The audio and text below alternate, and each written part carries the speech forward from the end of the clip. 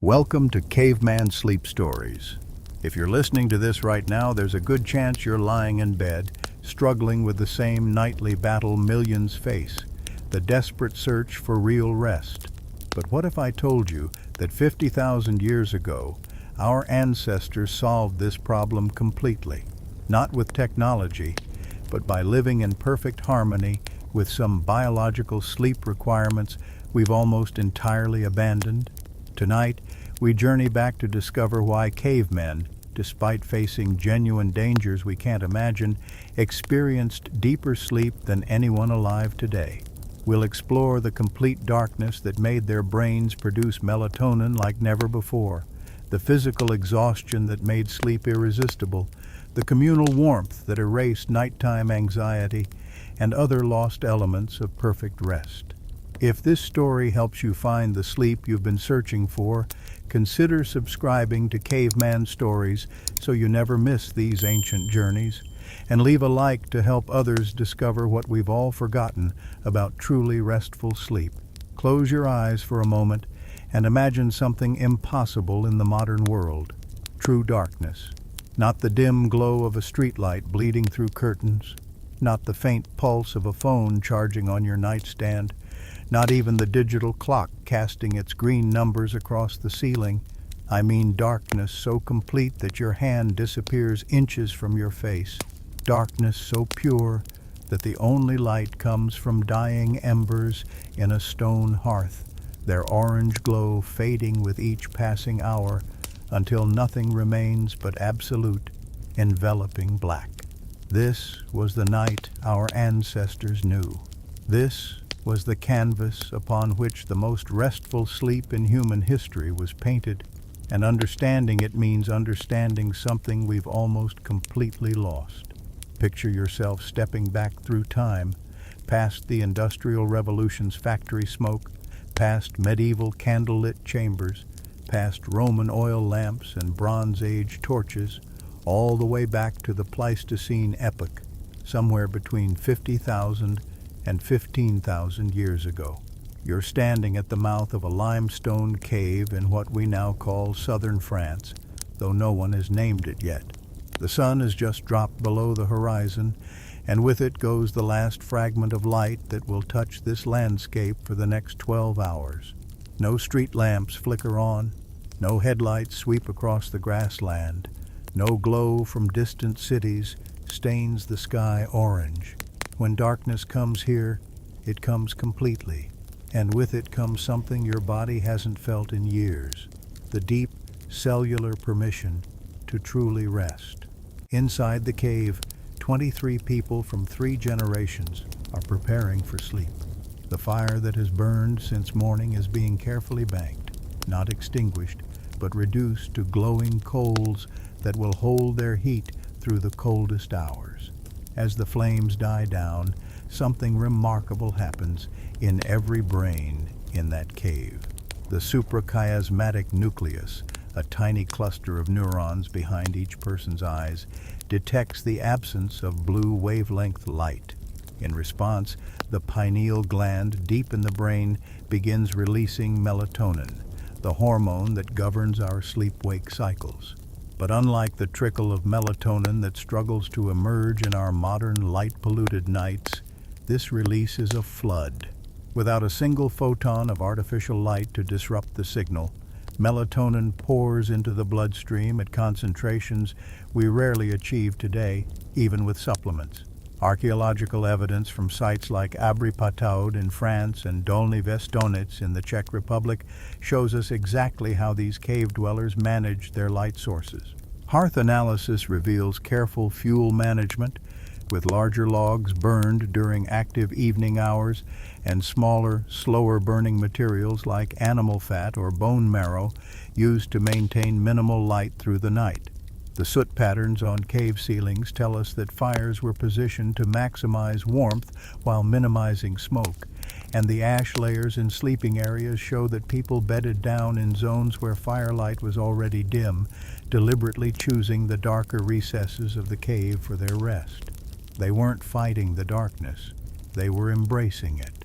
understanding instinctively what sleep scientists wouldn't prove for another 50,000 years, that darkness is not the enemy of sleep, but its most essential ally. As your eyes adjust to the dying firelight, you can make out the sleeping arrangements. Mammoth hides and reindeer pelts are layered thick on the cave floor, creating islands of warmth and softness against the cold stone. Children are nestled in the center, surrounded by adults, with elders positioned near the fire where they can tend it if needed during the night. Everyone is settling in, and as they do, their bodies are undergoing a transformation that most modern humans never fully experience. Core body temperature, which has hovered around 98.6 degrees Fahrenheit all day, begins to drop. This isn't a malfunction, but a feature, a necessary physiological shift that signals to every cell that sleep is coming. The drop of just 1 or 2 degrees makes the difference between restless tossing and deep restorative slumber, and in the controlled environment of the cave, with fire-warmed air mixing with the natural coolness of stone, this temperature regulation happens perfectly. The last whispers of conversation fade. A mother hums a low rhythmic sound to her infant, a proto-lullaby without words but filled with comfort. An elder shifts on his bedding, the crackle of dried grass barely audible, and then, one by one, the people of the cave surrender to sleep. Their eyelids grow heavy, not from exhaustion alone, but from the accumulated weight of every environmental cue telling their bodies that it's safe, it's time, it's right to rest. The darkness wraps around them like a physical presence, not threatening but protective, a blanket woven from the absence of light itself. And in that darkness, uninterrupted by even the smallest artificial glow, their brains begin the intricate dance of sleep that will restore them more completely than anything we experience in our illuminated nights. Modern research into circadian biology has revealed just how profound this difference is. Dr. Charles Cheisler's studies at Harvard Medical School have shown that even dim light exposure during the night, as little as 8 lux, the brightness of a nightlight, can suppress melatonin production by up to 50%. The screens we stare at before bed emit between 30 and 50 lux, creating a biological twilight that our brains interpret as extended dusk. We're essentially telling our bodies that the sun hasn't quite set yet, even as we desperately will ourselves to sleep. Our ancestors had no such confusion. When the fire dimmed and darkness came, their brains received an unambiguous signal.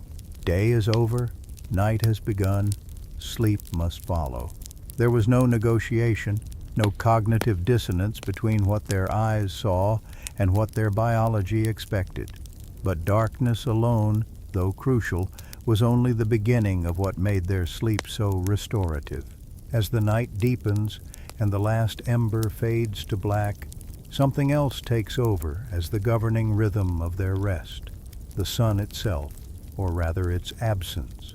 These people don't sleep by schedules or alarms, but by something far older and more reliable, the daily rotation of the earth that has governed life since its beginning.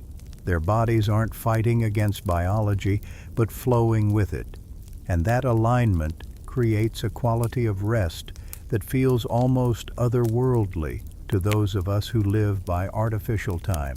Think about your own relationship with waking.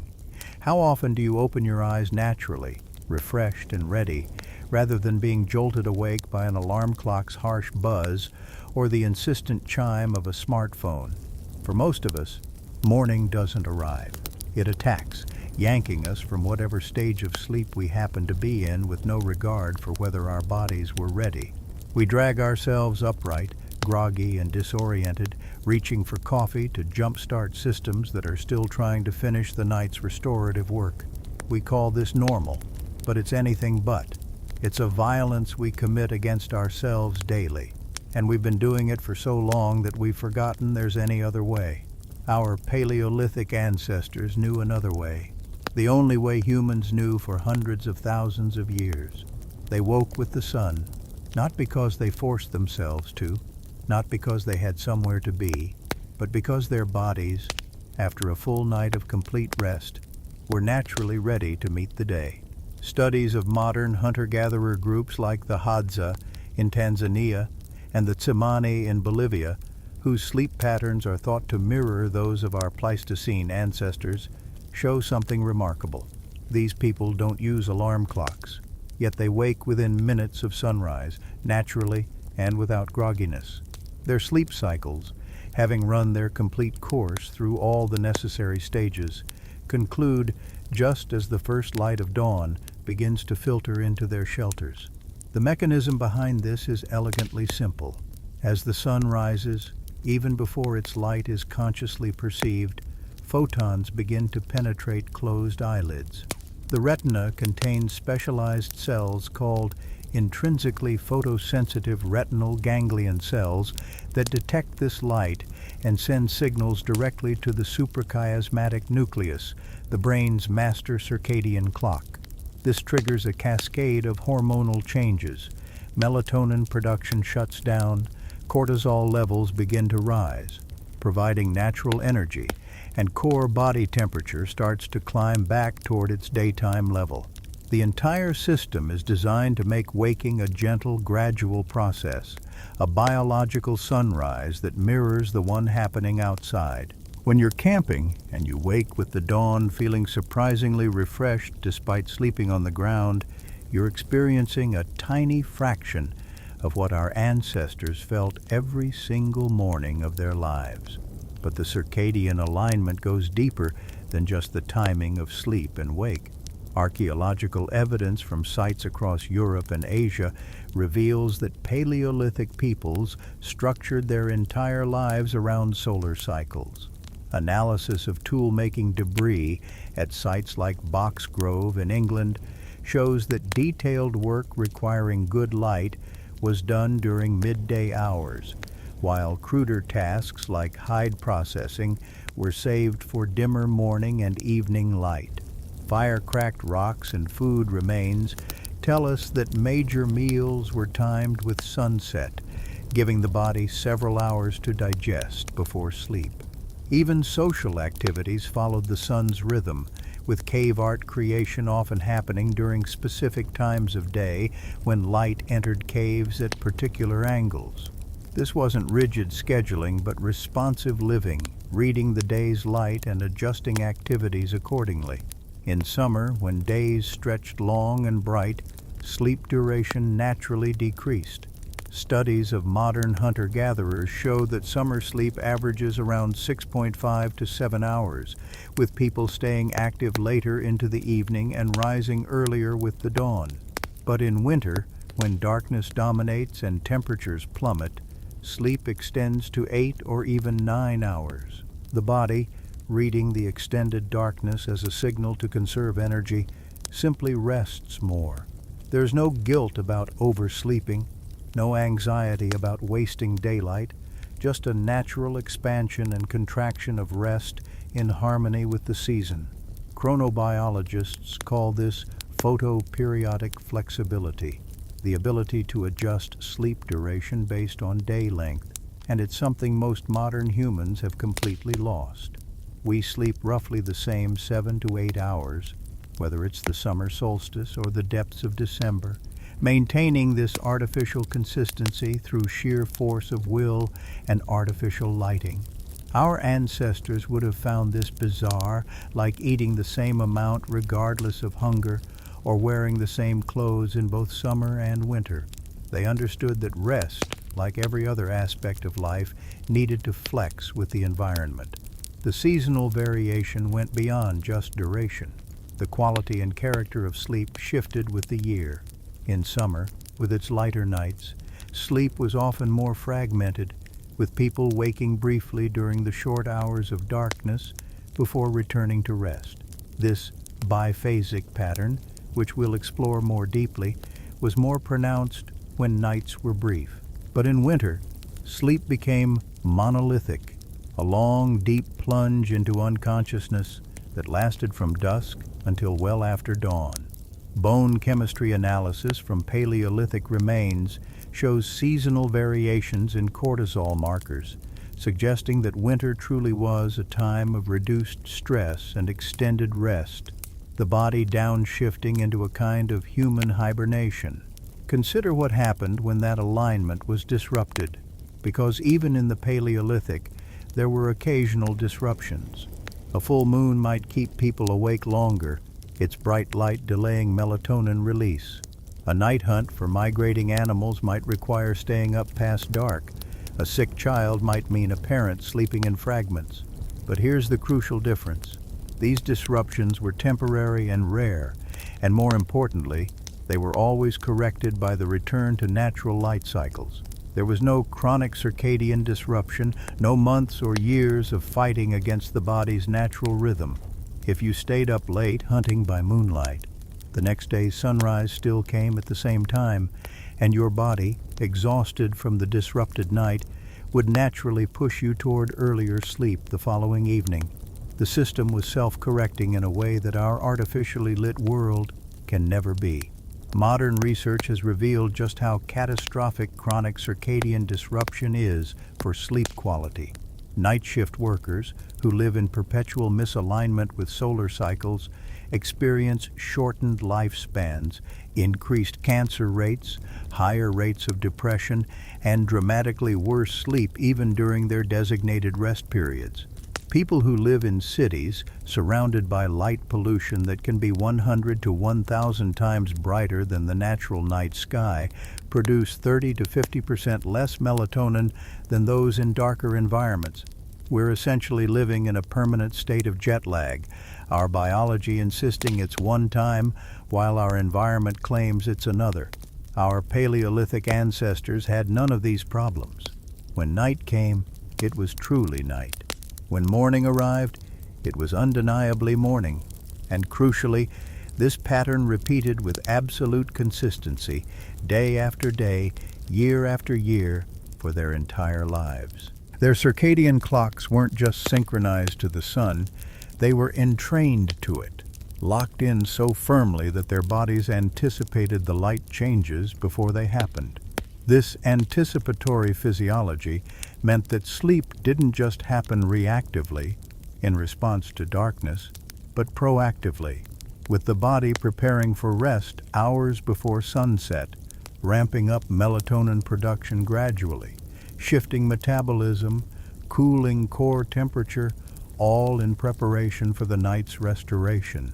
Try to envision living like that, waking naturally every morning, your body having completed its full cycle of restoration, opening your eyes to realize you're already alert, already ready, no grogginess or confusion, just a smooth transition from sleep to wakefulness that feels as natural as breathing, lying down each night knowing with absolute certainty that sleep will come, not fighting for it or anxious about achieving it, but simply allowing it because your entire biology is primed and ready.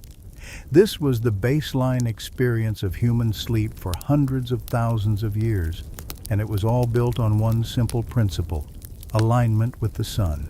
But let's be honest, even with perfect darkness and ideal circadian alignment, sleep still requires one essential ingredient: being genuinely tired.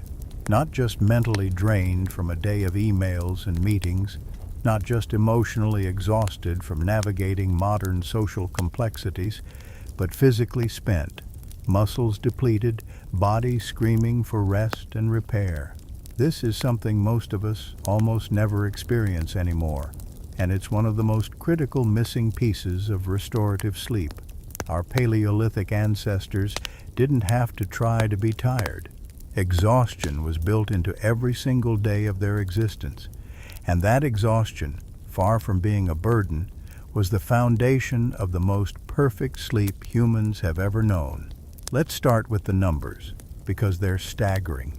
Anthropological research on modern hunter-gatherers, whose activity levels closely mirror those of Paleolithic peoples, shows that the average person walks between 10 and 15 miles every single day, not as exercise, not as a special event, but simply as part of normal life.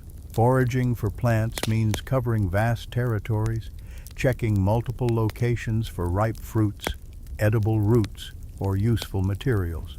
Following game means tracking animals across hills, through forests, along riverbanks, carrying water from distant sources, hauling firewood, moving between seasonal camps. All of it adds up to a level of daily exertion that puts modern marathon training to shame. But it wasn't just the distance, it was the nature of the movement. They weren't walking on paved sidewalks or flat treadmills, but navigating uneven terrain, climbing slopes, pushing through brush, balancing on river stones, carrying loads on their backs or in their arms.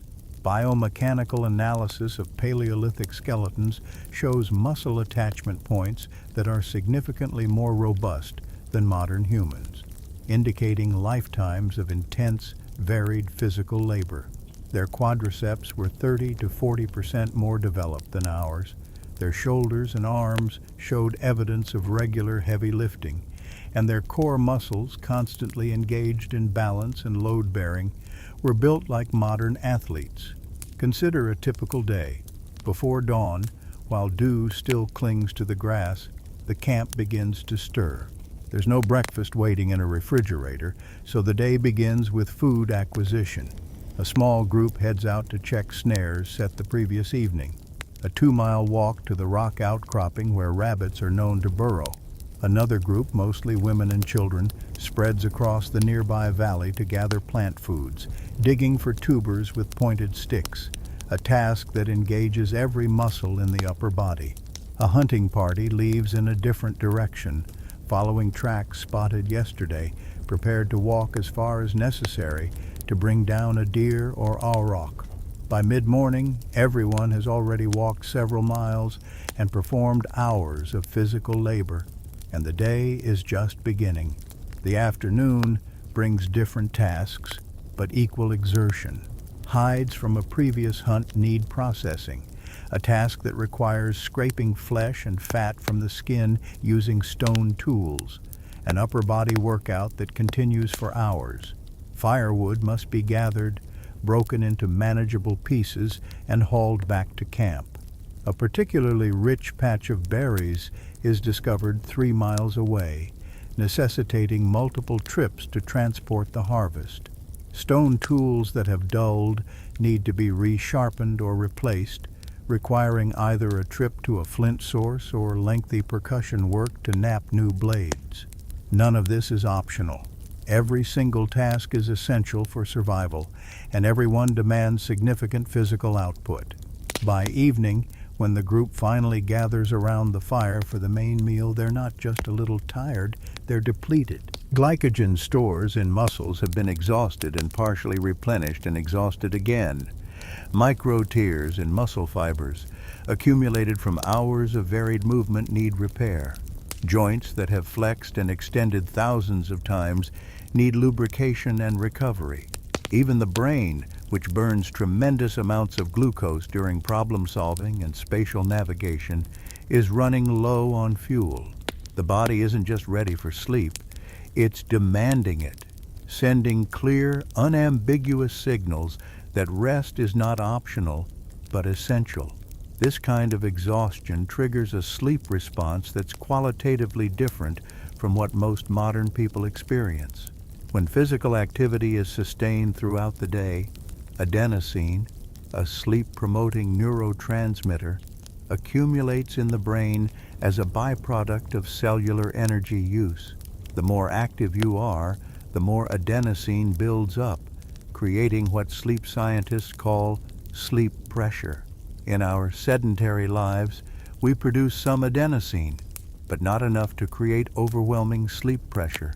We might feel mentally tired, but our bodies haven't actually done enough work to demand serious recovery. For Paleolithic hunter-gatherers, adenosine levels by evening were sky high. After 10 or more miles of walking and countless hours of physical labor, their brains were flooded with this sleep-promoting chemical. When they finally lay down on their hide bedding, sleep didn't creep up gradually. It crashed over them like a wave, Research on modern endurance athletes shows that after particularly demanding days, sleep latency, the time it takes to fall asleep, drops to just 2 or 3 minutes. For our ancestors, after a typical day, falling asleep probably took even less time. They weren't lying awake thinking or worrying or scrolling. They were unconscious within moments, their bodies seizing the opportunity to begin the repair work that could only happen during deep sleep. And crucially, this physical exhaustion translated into longer periods of slow-wave sleep, the deepest and most restorative stage. During slow-wave sleep, growth hormone is released, driving tissue repair and muscle growth. Immune function is enhanced, with infection-fighting cells mobilized more effectively. Waste products that have accumulated in the brain during waking hours are flushed out through the glymphatic system, a waste removal process that operates primarily during deep sleep. Modern people, with our sedentary lifestyles, spend perhaps 15 to 20% of the night in slow-wave sleep.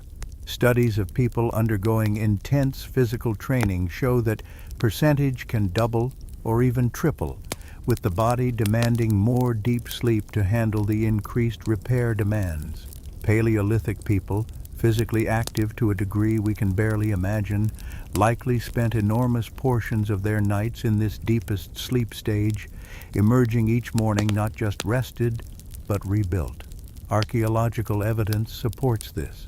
Analysis of bone remodeling in Paleolithic skeletons shows patterns consistent with extremely efficient recovery from physical stress. Despite lives of intense physical demand that should have caused cumulative damage, their bones and joints show remarkable health, suggesting that their bodies' repair mechanisms were working optimally. The mechanism for that optimal repair was simple: truly restorative sleep, driven by true physical exhaustion. There's also a mental component to this exhaustion worth exploring. Physical fatigue doesn't just tire the body, it quiets the mind. When you've spent hours engaged in physical tasks, especially ones that require focus and skill like tracking animals or napping tools, your cognitive resources are spent. The endless mental chatter that plagues modern people, the rumination and anxiety and planning that keeps us awake, simply doesn't have the energy to persist. Your brain is too tired to worry. It's too depleted to spin in circles. It has nothing left except to shut down and rest, and that mental quieting is equally important for sleep as the physical fatigue. Modern research bears this out. Studies comparing sleep quality in people who exercise regularly versus sedentary individuals show that active people not only fall asleep faster, but also report fewer racing thoughts and less anxiety about sleep itself. They're not trying to sleep, they're simply sleeping because their bodies give them no choice. For Paleolithic peoples who never experienced a sedentary day in their entire lives, this mental quieting would have been their baseline state every single night. They didn't need meditation apps or sleep therapists to calm their minds. Their lifestyle did it automatically, wearing down not just muscles but mental restlessness until nothing remained but the deep, peaceful surrender to sleep.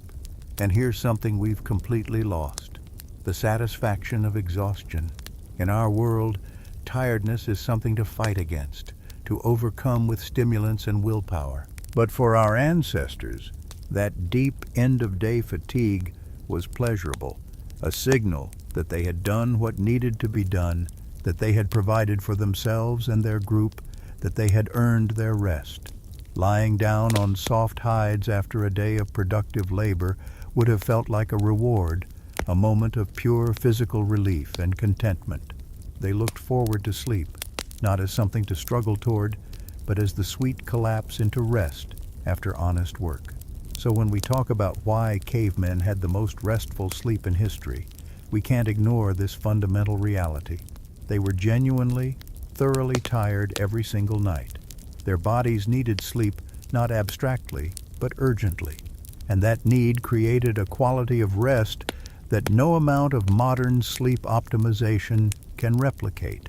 You can have the perfect mattress, the ideal room temperature, the fanciest white noise machine, but if you haven't actually done enough during the day to demand serious recovery, none of it will give you the deep, restorative sleep that comes from true exhaustion. Our ancestors didn't need any of those things because they had something far more powerful, bodies that had genuinely earned their rest. And as those exhausted bodies finally surrender to sleep in the darkness of the cave, another remarkable feature of their environment becomes apparent: the silence. Not the forced quiet of noise-canceling headphones or the artificial hush of soundproofing, but true, natural silence broken only by the sounds that have accompanied human sleep for millions of years.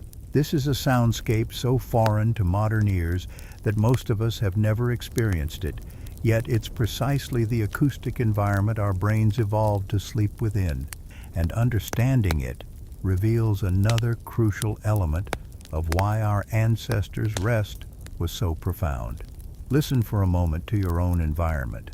Even in the quietest room of a modern home, there's an underlying hum, the electrical buzz of appliances, the vibration of HVAC systems, the distant rumble of traffic, the mechanical drone of refrigerators and computers and countless other devices.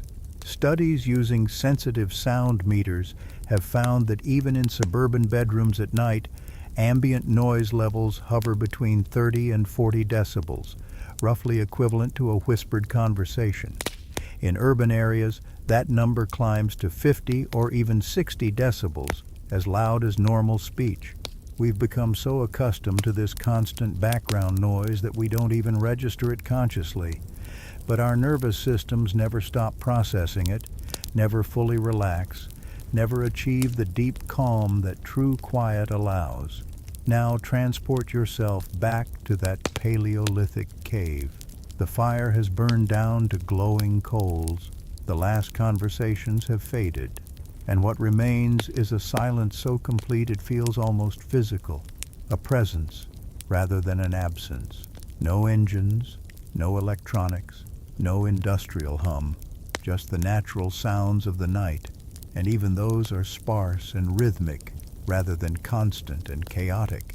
The wind pushes through the entrance, a soft susurrus that rises and falls. Somewhere in the distance, perhaps half a mile away, a wolf howls, the sound carrying clearly through the still air before fading. Much closer, just outside the cave mouth, small creatures rustle through dried leaves, their movements creating tiny percussion notes against the vast backdrop of quiet.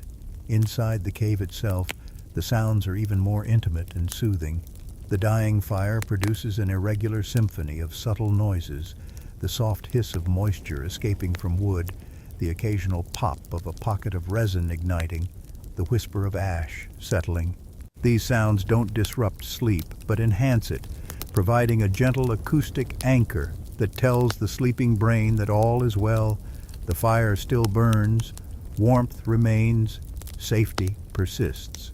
Acoustic analysis of cave environment shows that many limestone caves have natural properties that dampen external sounds while slightly amplifying internal ones, creating a cocoon of acoustic isolation from the outside world while maintaining connection to the immediate group. And then there are the human sounds, the collective breathing of the sleeping group slowly synchronizing as they drift into deeper sleep stages. This phenomenon, called respiratory entrainment, happens naturally when people sleep in close proximity. One person's breathing rhythm influences another's, and gradually the entire group falls into a shared pattern, a slow, deep collective respiration that creates a sound like distant waves on a shore. For anyone who wakes briefly during the night, this rhythmic breathing is profoundly reassuring, a constant reminder that you're not alone, that the group persists, that safety remains. The neurological impact of this natural soundscape cannot be overstated. Research in sleep medicine has shown that the auditory cortex, the part of the brain that processes sound, remains partially active even during deep sleep. It's constantly monitoring the environment for threats, for sounds that signal danger or require attention. In modern environments, this system is perpetually triggered by novel or mechanical sounds, the unexpected car horn, the neighbor's television, the whir of an appliance cycling on. Each of these activations, even if they don't fully wake us, fragments our sleep architecture, pulling us briefly into lighter sleep stages and preventing the sustained deep sleep our bodies need. In the Paleolithic soundscape, this monitoring system could truly rest because the sounds present were entirely predictable and categorically safe. The wind has been blowing for millions of years. Our brains recognize it as benign. The distant animal calls, while they might require brief assessment, are far enough away not to trigger alarm. The fire sounds are positively associated with safety and warmth, and the breathing of the group is the most reassuring sound possible to a social species like humans. With no threatening or novel sounds to process, the auditory cortex could maintain its monitoring function while allowing the rest of the brain to sink into deep, restorative sleep. Anthropological studies of modern hunter-gatherers provide fascinating insights into how this works in practice. Among the Ju-Hwansi people of the Kalahari, researchers have documented that group members can sleep through all manner of natural sounds, heavy wind, rain, even the distant roar of lions, without waking. But let one human voice speak in an unusual tone, or let an unfamiliar sound enter the acoustic environment, and multiple people will wake instantly.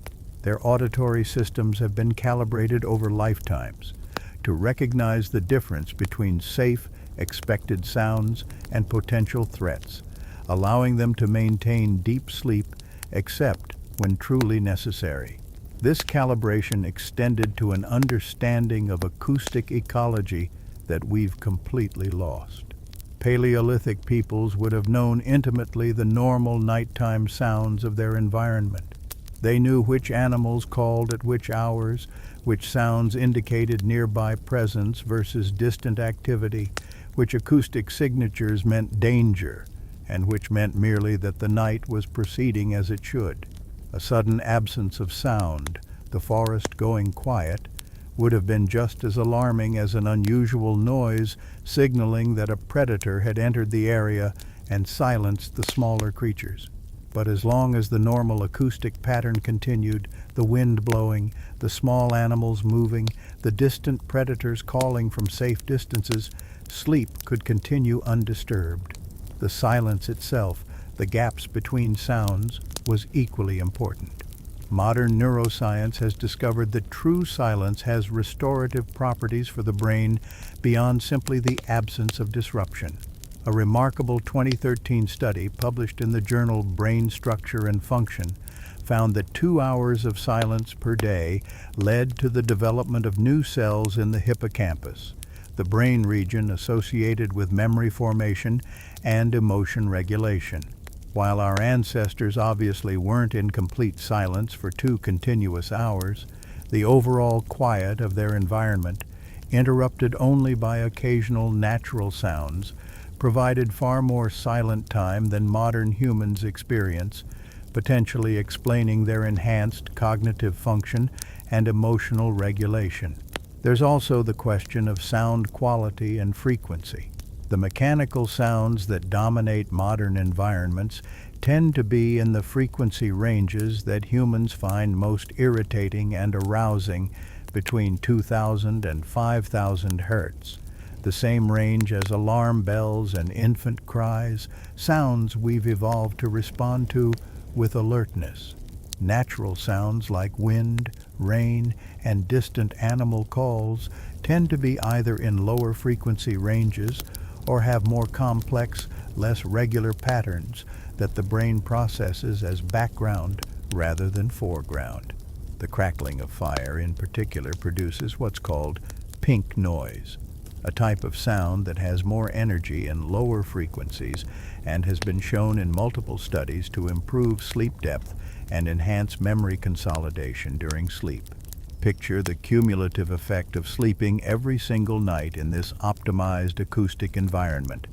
No jarring mechanical sounds, no unpredictable interruptions, just the gentle, rhythmic sounds of nature and the comforting presence of the group's breathing, night after night, year after year, for an entire lifetime. The auditory cortex could truly rest, no longer hypervigilant, but confident in its ability to detect genuine threats while filtering out the benign. Deep sleep could extend for hours without acoustic interruption, and the entire nervous system, freed from the constant low-level stress of processing modern noise pollution, could achieve a state of relaxation we can barely comprehend. Modern sleep researchers are just beginning to understand what we've lost. The sleep disorder industry has exploded in recent decades, with millions of people using white noise machines, earplugs, and noise-canceling devices to try to recreate something approaching natural quiet. But these are poor substitutions, technological band-aids over the wound of living in perpetually noisy environments. White noise masks unwanted sounds, but adds its own acoustic load that the brain must process. Earplugs create unnatural silence that can trigger anxiety in some people. We're trying to engineer solutions to a problem that didn't exist for our ancestors because their environment naturally provided what our brains need for optimal sleep.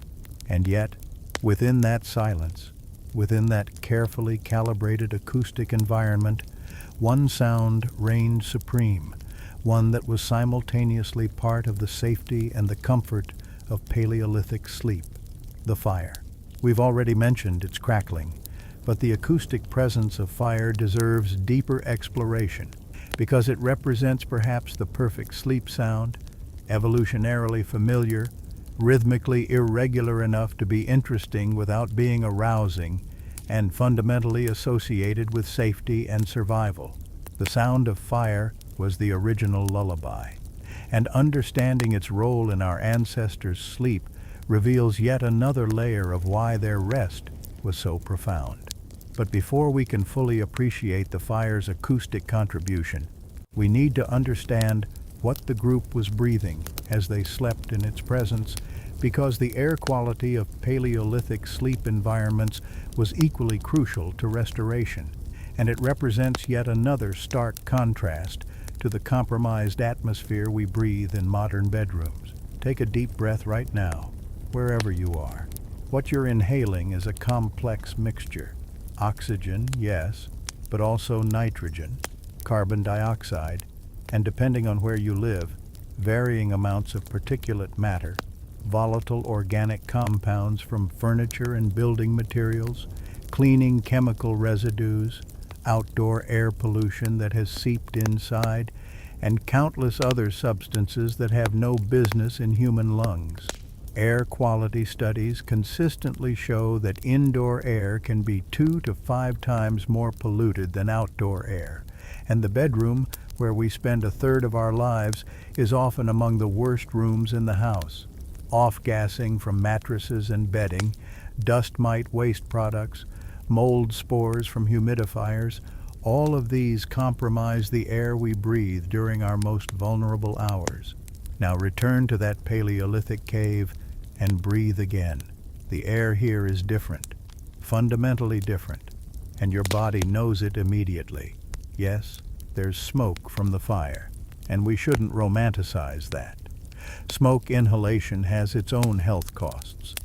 But the smoke in a properly ventilated cave is minimal, with most of it rising to the ceiling and flowing out through cracks and openings, while the sleeping area, positioned strategically in zones with better air circulation, receives relatively clear air. Archaeological analysis of soot patterns confirms this. The sleeping areas show far less smoke deposit than cooking and daily activity zones, indicating that our ancestors understood airflow and positioned themselves accordingly. What they were breathing was air of a purity we can scarcely comprehend.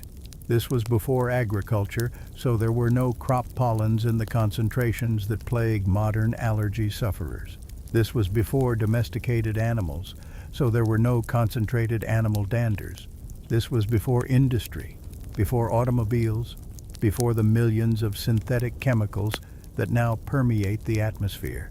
The air entering the cave was as close to pure as air can be, filtered by vast forests and grasslands, humidified naturally by vegetation and water bodies, and carrying only the subtle scents of the natural world. Pine resin, crushed grass, damp earth, the mineral smell of stone. The oxygen content of this air was also optimal. At the cave's elevation, approximately 1,500 feet above sea level based on archaeological site locations, atmospheric pressure provided perfect oxygen availability, not so low as to reduce oxygen saturation, but not so high as to suppress the body's efficient use of what it received. And crucially, the carbon dioxide levels inside the cave remained within healthy ranges. Modern bedrooms, especially with doors and windows closed, can see CO2 levels rise to 2,000 or even 3,000 parts per million by morning, well above the outdoor level of 400 ppm. At these elevated levels, sleep quality demonstrably decreases. Research shows that cognitive function and sleep depth both suffer when CO2 exceeds 1,000 ppm. Paleolithic caves, with their natural ventilation through multiple cracks and openings, maintained CO2 levels much closer to outdoor levels, even with a group sleeping in close quarters. The fire itself aided this ventilation by creating convection currents that pulled fresh air in through lower openings while pushing stale air out through higher ones. Archaeological experiments recreating Paleolithic cave sleeping conditions have shown that with proper fire positioning, air quality remains remarkably good throughout the night, with CO2 levels rarely exceeding 800 ppm, even with large groups present. But beyond the absence of pollutants, there was something present in Paleolithic sleeping air that enhanced its restorative quality: negative ions. These electrically charged particles are produced naturally by moving water, growing plants, and certain types of stone, and they're present in high concentrations in natural environments, especially in caves near underground water sources. Research into negative ion effects on human health has shown that high concentrations can improve mood, reduce stress, and enhance sleep quality, possibly by affecting serotonin levels in the brain. Modern buildings, with their synthetic materials and sealed environments, have far lower negative ion concentrations than natural settings, potentially contributing to our sleep difficulties. The Paleolithic sleeping environment also benefited from optimal humidity levels. Cave environments, especially those in temperate zones, naturally maintain relative humidity between 60 and 70%. The ideal range for human respiratory health and sleep quality. Modern homes, especially those with central heating or air conditioning, often drop to 30 or 40% humidity, drying out nasal passages and throats, leading to disrupted sleep and increased susceptibility to respiratory infections. Our ancestors breathed moist, clean air all night long, their respiratory systems functioning at peak efficiency, their mucous membranes properly hydrated, their oxygen exchange optimized. The scent component of that air deserves attention too. Smell is the most primitive of our senses, directly connected to the limbic system, the emotional center of the brain. The smells we experience during sleep can profoundly affect its quality, either triggering stress responses or promoting relaxation. Paleolithic sleeping areas were permeated with specific, consistent scents that the brain learned to associate with safety and rest. The primary scent was smoke, yes, but not the acrid chemical smoke of burning plastics or treated wood. This was clean wood smoke, carrying the aromatic compounds of whatever trees grew locally: pine with its sharp, resinous clarity, oak with its deeper, earthier tones, birch with its subtle sweetness.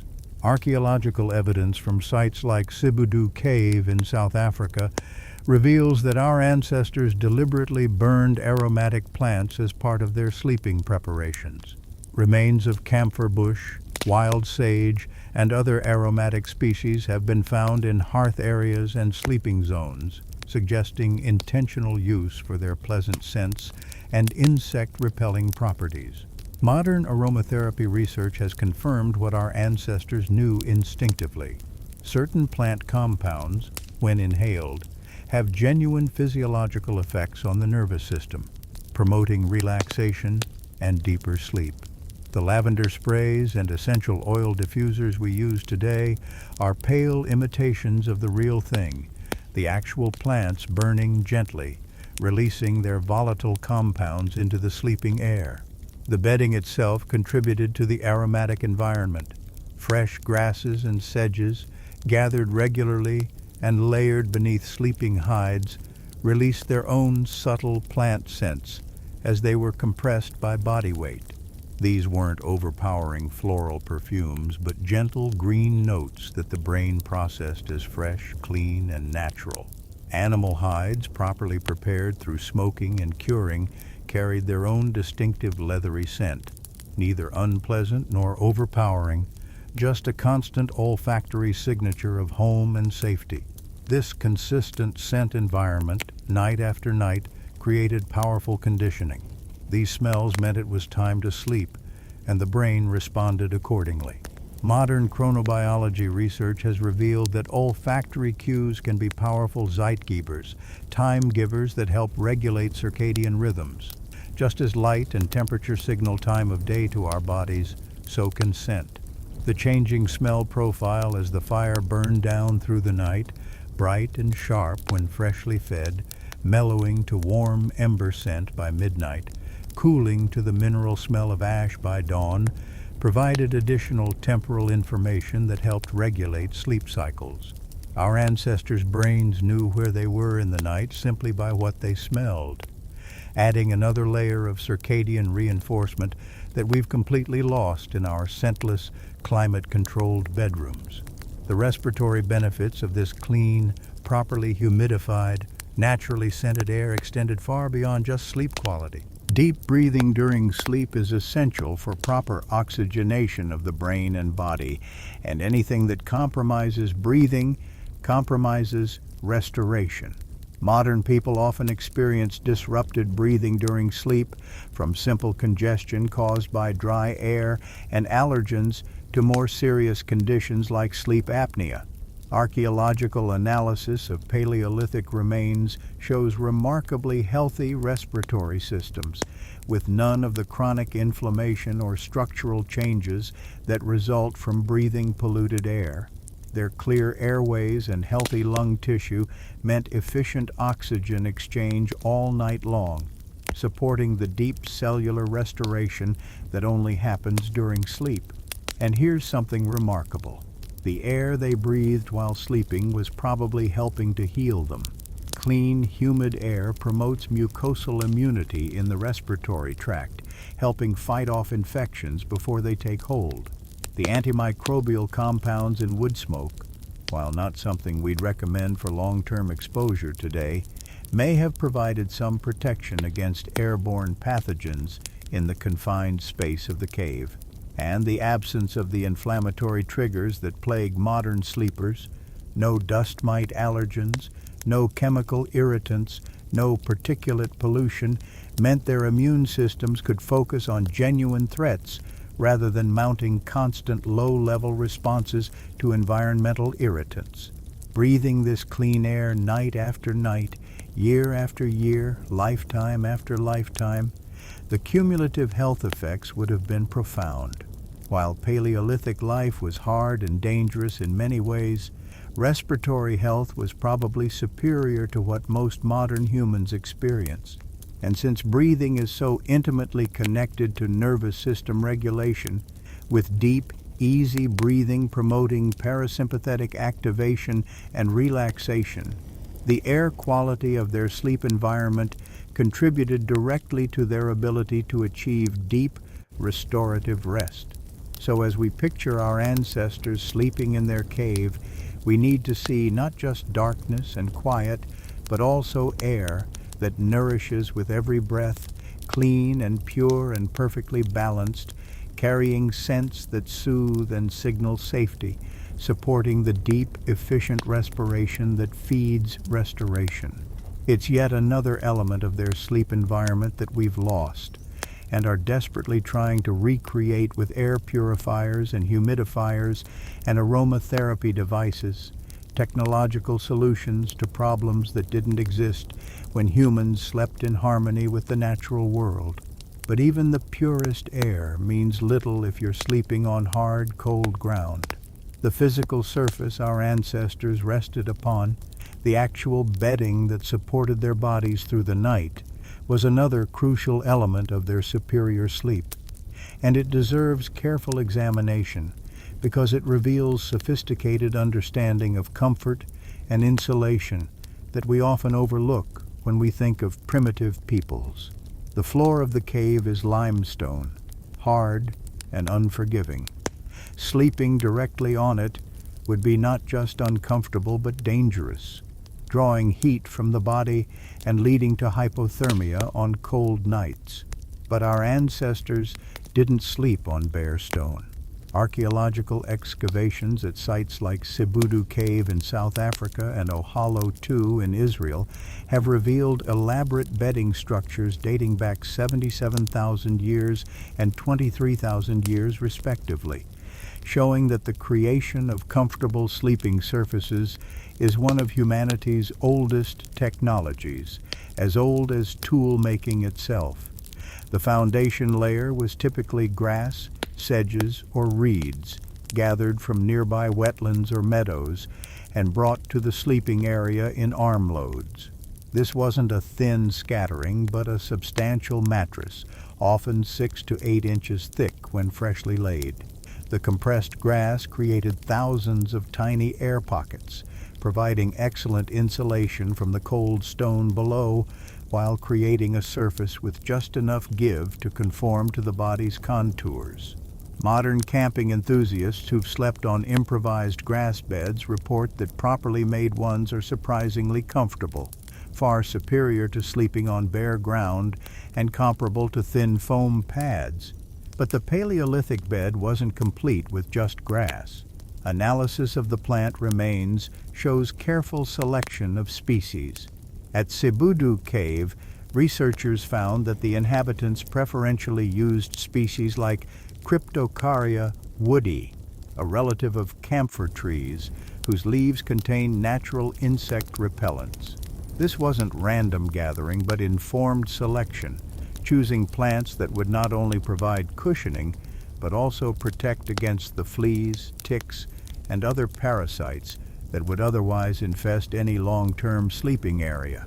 The aromatic compounds in these plants created a hostile environment for insects while providing the pleasant scents we discussed earlier. It was integrated pest management 77,000 years before the term was invented. Over the grass layer, or sometimes mixed into it, our ancestors spread ash from old fires. This might seem odd until you understand ash's remarkable properties. It's highly absorbent, soaking up moisture from the ground and from bodies during the night, keeping the bedding dry. It's antimicrobial, inhibiting the growth of bacteria and fungi that would otherwise thrive in organic bedding material. It's alkaline, discouraging insects and parasites. And it's soft, creating an additional layer of cushioning. Archaeological analysis shows distinct layers of ash in sleeping areas, indicating that it was deliberately added and regularly refreshed, essentially changing the sheets by adding fresh ash and plant material on top of older layers. The top layer, what the body actually contacted, was animal hide. Depending on the season and available animals, this might be reindeer, bison, horse, deer, or mammoth skin, each with its own properties. Reindeer hide, with its dense, hollow core hairs, provided exceptional insulation despite relatively light weight. Bison hide was heavier and thicker, ideal for cold weather. Horsehide was tough and durable, lasting longer before needing replacement. Mammoth hide, rarely available but prized when it was, offered unmatched warmth and prestige. These hides weren't raw skins, but carefully prepared materials. The process of creating usable leather or fur from a fresh hide is labor-intensive, involving scraping away fat and tissue, treating with brain matter or other tanning agents, smoking to preserve and waterproof, and finally, softening through repeated working and stretching. The result was a material that was supple, durable, naturally water-resistant, and remarkably comfortable. A well-prepared hide is soft against the skin, warm without being stifling, and becomes more comfortable with use as the natural oils in human skin condition it further. The sleeping arrangement typically involved multiple hides. One or more served as mattress toppers, spread over the grass and ash foundation. Additional hides served as blankets, covering the sleeping people. In cold weather, these covering hides might be layered several deep, creating an insulation system that rivaled modern sleeping bags. The hides trapped body heat while allowing enough air circulation to prevent moisture buildup from sweating, a balance that synthetic materials still struggle to achieve. People sleeping under hides typically describe the experience as cozy rather than stuffy, warm but able to breathe. The weight of the hides deserves special mention. A large bison hide can weigh 15 to 20 pounds. A mammoth hide might weigh much more. Sleeping under this kind of weight provides what we now call deep pressure stimulation, the same principle behind weighted blankets that have become popular for treating anxiety and insomnia. The gentle, constant pressure triggers the release of serotonin and dopamine while reducing cortisol, promoting feelings of calm and security. Our ancestors discovered this effect thousands of years before neuroscience explained why it works. Sleeping under heavy furs provided not only warmth, but also psychological comfort, the feeling of being held safely through the night. The communal sleeping arrangement amplified the effectiveness of this bedding. With people sleeping close together, often touching, body heat was shared and multiplied. The combined warmth of the group under shared hides created a microclimate that could be 20 to 30 degrees Fahrenheit warmer than the surrounding air. In the depths of Ice Age winter, when outside temperatures plummeted well below zero, the sleeping area could be maintained at 60 to 65 degrees, the optimal temperature range for deep sleep. This wasn't achieved through external heating, but through insulation and shared body heat, a passive system that required no fuel and no maintenance once everyone was bedded down. The bedding was also regularly maintained. Evidence from multiple sites shows that plant materials were refreshed frequently, probably every few days or whenever they became compressed or soiled. This wasn't just about comfort, but about hygiene and pest control. Fresh materials meant fewer parasites, less bacteria, and better insulation. In a lifestyle with few possessions, the sleeping area was one of the few things that could be maintained and improved, and evidence suggests our ancestors took this seriously. Good sleep was recognized as essential to survival, and the bedding that supported it was cared for accordingly. Modern sleep researchers have found that mattress quality significantly affects sleep, with uncomfortable sleeping surfaces contributing to pain, poor circulation, and frequent waking. Our ancestors' bedding, while made from entirely natural materials, was actually quite sophisticated in addressing these issues. The multi-layer system provided both cushioning and support. The natural materials breathed and regulated temperature better than many modern synthetics. And the regular refreshing prevented the buildup of allergens and irritants that accumulate in mattresses we use for years without replacement. There's also the psychological comfort of sleeping on materials you understand and trust. Modern mattresses are mysterious objects filled with foams and springs and chemicals whose names we can't pronounce. Our ancestors knew exactly what they were sleeping on because they'd gathered it, prepared it, and arranged it themselves. There was no worry about off-gassing or toxic materials or whether the manufacturer was being honest about the product. The bedding was tangible, understandable, and proven through generations of use. That confidence, that certainty that the surface beneath you was safe and appropriate, contributed to psychological ease that helped sleep come more readily. So when we picture Paleolithic sleep, we need to see more than just people lying on cave floors. We need to see carefully constructed sleeping surfaces, engineered through trial and error over thousands of years to provide optimal comfort, insulation, and hygiene. We need to see materials chosen with sophisticated understanding of their properties, arranged in layers that work together to create something greater than the sum of their parts. And we need to recognize that our ancestors, despite lacking modern materials and technology, had solved the problem of comfortable sleep in ways that we're still trying to replicate with our memory foam and cooling gels and adjustable firmness settings.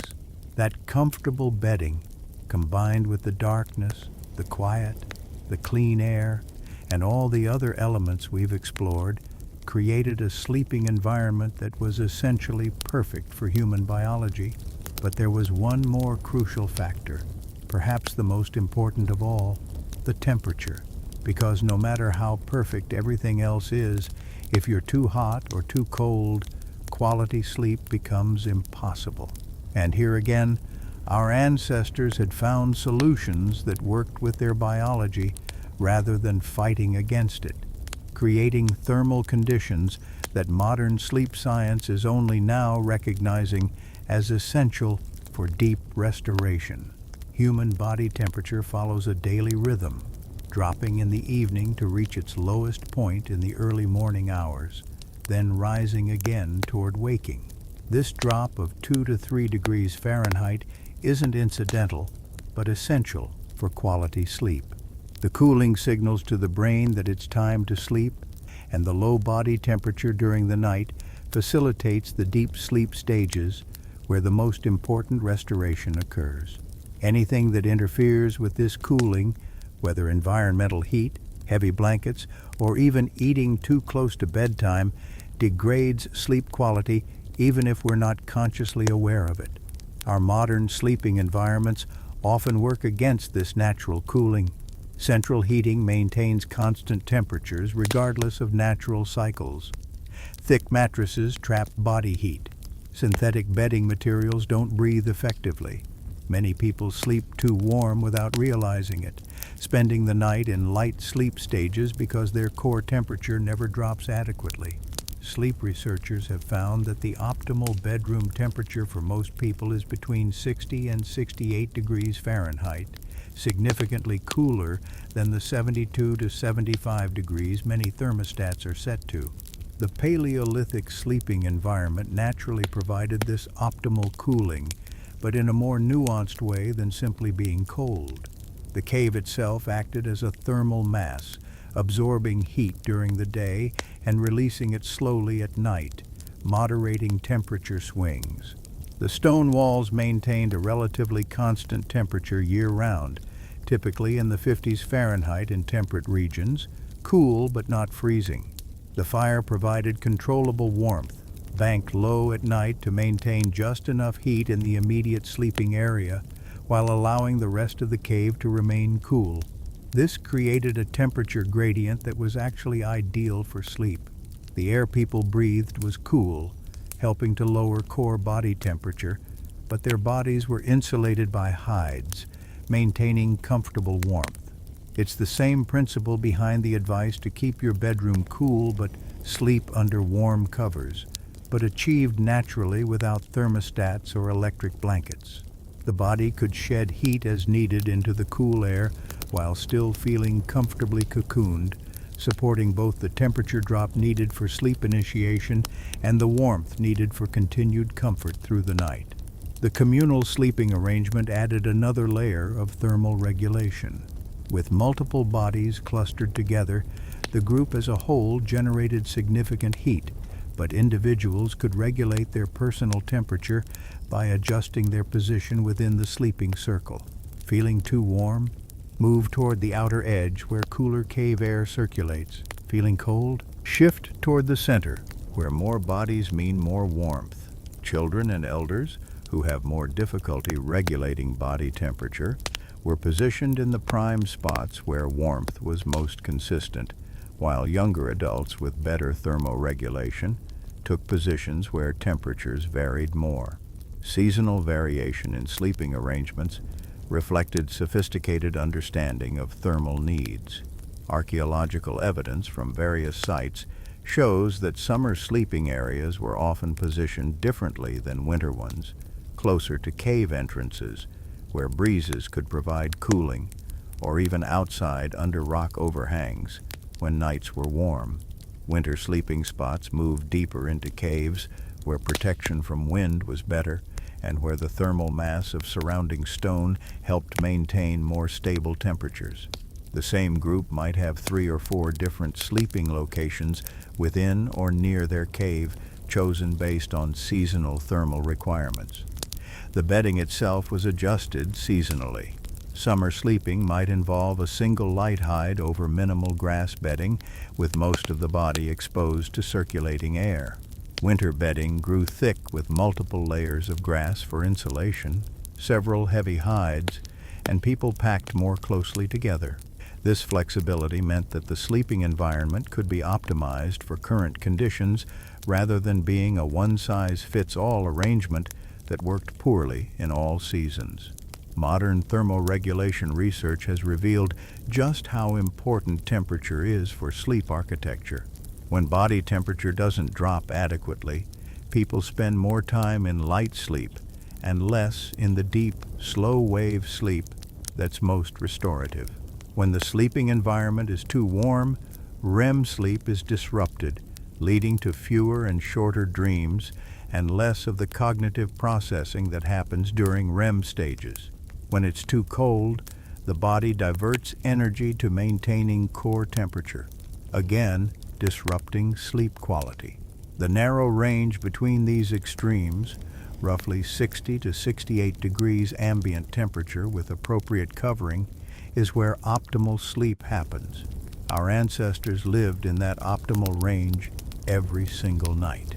Not by accident or by luck, but through careful observation and adjustment, generation after generation, figuring out exactly how to use fire, position, bedding, and communal warmth to maintain the thermal conditions that best supported sleep.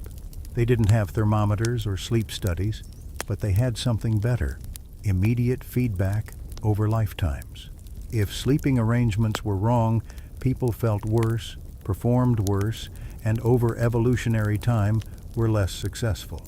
The arrangements that persisted were those that worked, refined through the most rigorous testing possible: survival itself. There's also the question of humidity and its interaction with temperature. The cave environment, often naturally humid from groundwater and the breathing of its inhabitants, maintained relative humidity that kept airways comfortable while sleeping. This humid air at cool temperatures created conditions that modern sleep optimization guides now recommend: cool, moist air to breathe while the body stays warm under covers. It's a combination that supports deep sleep and easy breathing, preventing the dry mouth and stuffy nose that plague people who sleep in heated, dry environments. And crucially, the temperature wasn't perfectly constant through the night. It varied slightly as the fire burned down, as the outside temperature changed, as people shifted in their sleep. This gentle variation, unlike the jarring temperature swings of a malfunctioning heating system, actually supported natural sleep cycles. Research has shown that the body naturally cycles between slightly warmer and cooler states through the night, and allowing these natural fluctuations rather than fighting them with constant environmental temperature leads to more natural, refreshing sleep. So when we envision our ancestors sleeping, we should picture them in a thermal environment that was neither uniform nor extreme, but dynamically balanced, cool enough to support the body's natural temperature drop, but warm enough for comfort, dry enough to prevent chills, but humid enough for easy breathing, and flexible enough to adjust both seasonally and individually. It was, quite literally, the Goldilocks zone of sleep temperature. Not too hot, not too cold, but just right. And it was achieved not through technology, but through understanding, using natural features and simple materials to create conditions that our biology had evolved to sleep within. All of these elements, darkness, circadian alignment, exhaustion, silence, clean air, comfortable bedding, and optimal temperature, work together to create the perfect sleep environment. But there was one more crucial factor that might be the most important of all, and it's something modern humans have almost entirely lost: the security of sleeping surrounded by family and community. For our ancestors, sleep was never a solitary experience, but a profoundly social one. And that communal dimension added a layer of psychological safety that made deep rest possible, even in a dangerous world. Think about how you sleep. Most likely, you're alone in a bedroom, or at most with a partner, separated by walls and doors from any other people in your home.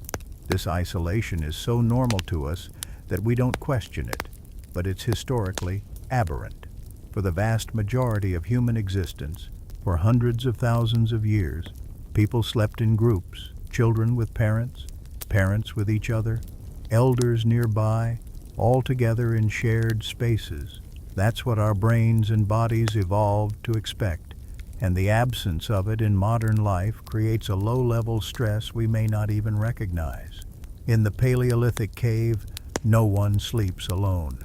The 23 people of this extended family group are arranged in a rough semicircle around the dying fire, children in the center for warmth and protection, adults surrounding them, elders positioned where they can tend the fire if needed during the night.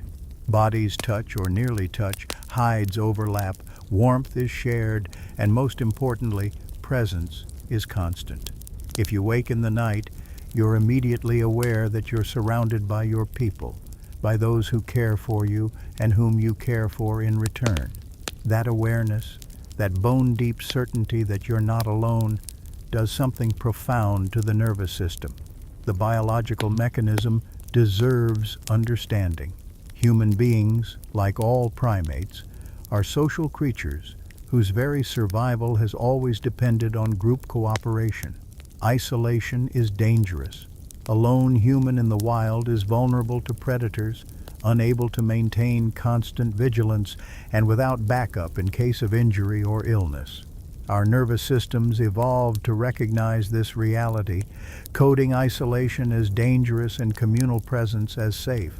When you're alone, even in an objectively secure modern home, your nervous system maintains a baseline level of alertness, unconsciously monitoring for threats. When you're with trusted others, that vigilance can relax, stress hormones drop, and the parasympathetic nervous system, the rest and digest mode, can fully activate. Research with modern hunter-gatherers has documented this effect directly. Studies of the Hadza in Tanzania show that people sleeping in groups have measurably lower cortisol levels, the stress hormone, than the same people sleeping alone. Their heart rate variability, a key indicator of nervous system relaxation, shows greater parasympathetic activation during communal sleep, and their sleep architecture shows more time in deep sleep stages and less time in the lighter, more vigilant sleep stages. Simply put, sleeping with others allows for deeper, more restorative rest because the nervous system judges the situation as safer. For Paleolithic peoples, this effect would have been even more pronounced because the danger was real, not just an evolutionary hangover. There really were predators that might approach a sleeping human. There really was value in having multiple people whose subconscious minds were monitoring the environment. The communal sleeping arrangement didn't just make people feel safer, it made them objectively safer through what researchers call sentinel behavior. Not everyone sleeps the same way or the same amount. Even in a group of people going to sleep at the same time, some will enter deep sleep quickly, while others remain in lighter stages longer. Some will wake periodically through the night, while others sleep more continuously. Age affects this. Young children and elders tend to wake more frequently, but so do individual differences in sleep patterns. In a communal sleeping group, this natural variation creates an emergent property. At any given moment through the night, it's statistically likely that at least one person is in a light enough sleep stage to be aroused by unusual sounds or movements. Anthropological observations confirm this. In hunter-gatherer camps, researchers have noted that it's rare for everyone to be simultaneously in deep sleep. Instead, there's a rolling pattern of deeper and lighter sleep distributed across the group, creating what amounts to an unconscious watch rotation. No one is deliberately staying awake to guard the others, but the natural variation in sleep patterns means that someone is always nearly enough to the surface to respond if genuine danger appears. This allows everyone to sleep more deeply than they could alone, secure in the implicit knowledge that the group's collective vigilance will catch what individual vigilance might miss. The physical proximity of communal sleeping also provided direct comfort and warmth. We've already discussed the thermal benefits, but there's an emotional dimension as well. The tactile sensation of sleeping near others, feeling the warmth of another body, hearing their breathing, occasionally touching in sleep, triggers the release of oxytocin, often called the bonding hormone. Oxytocin reduces anxiety, lowers blood pressure, and promotes feelings of trust and connection. It's the same hormone released during hugging, caring touch, and intimate moments, and it's powerfully calming. For children especially, this constant physical proximity was crucial for developing secure attachment and the ability to self-soothe.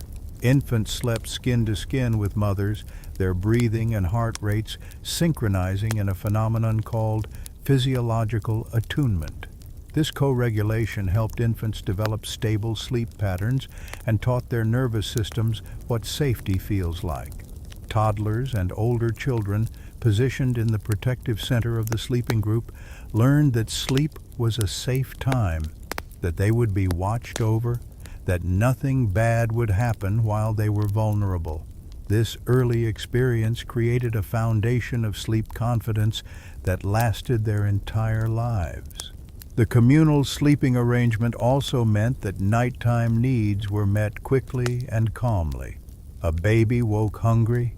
The mother was right there, able to nurse immediately without the baby escalating to full waking and crying. A child had a nightmare. Comfort was just an arm's length away, a quiet voice or gentle touch enough to ease the fear and allow quick return to sleep. An elder needed to rise and tend the fire. Their movement was noticed but not alarming to others who simply adjusted position and returned to sleep. The modern pattern of isolated nighttime waking, lying alone in the dark, processing worry, simply didn't happen because no one was alone. There was also less fear of the night itself. Darkness becomes much less frightening when you're not experiencing it in isolation.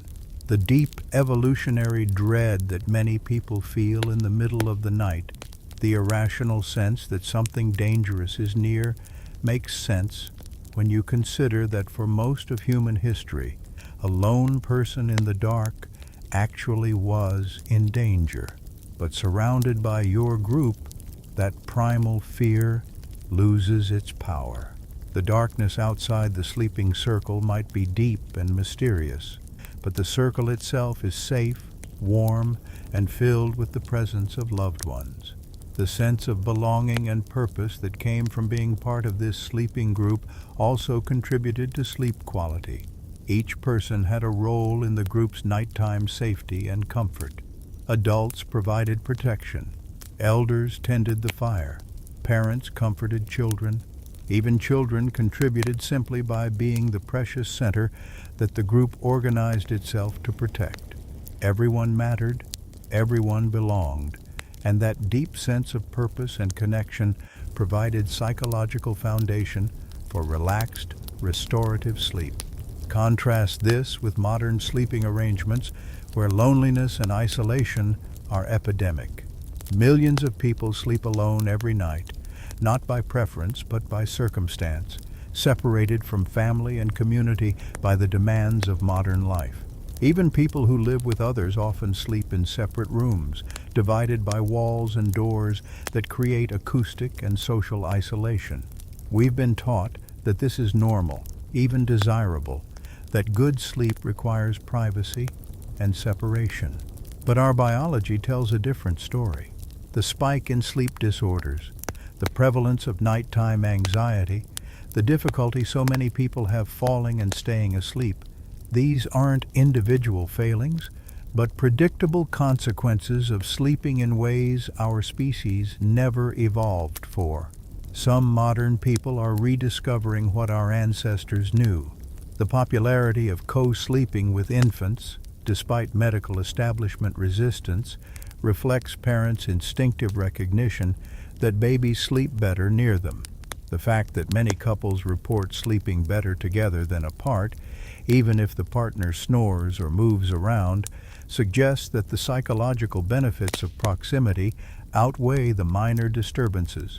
And the success of shared sleeping arrangements in intentional communities and extended family households where multiple generations live together shows that humans still carry the biological capacity to benefit from communal sleep.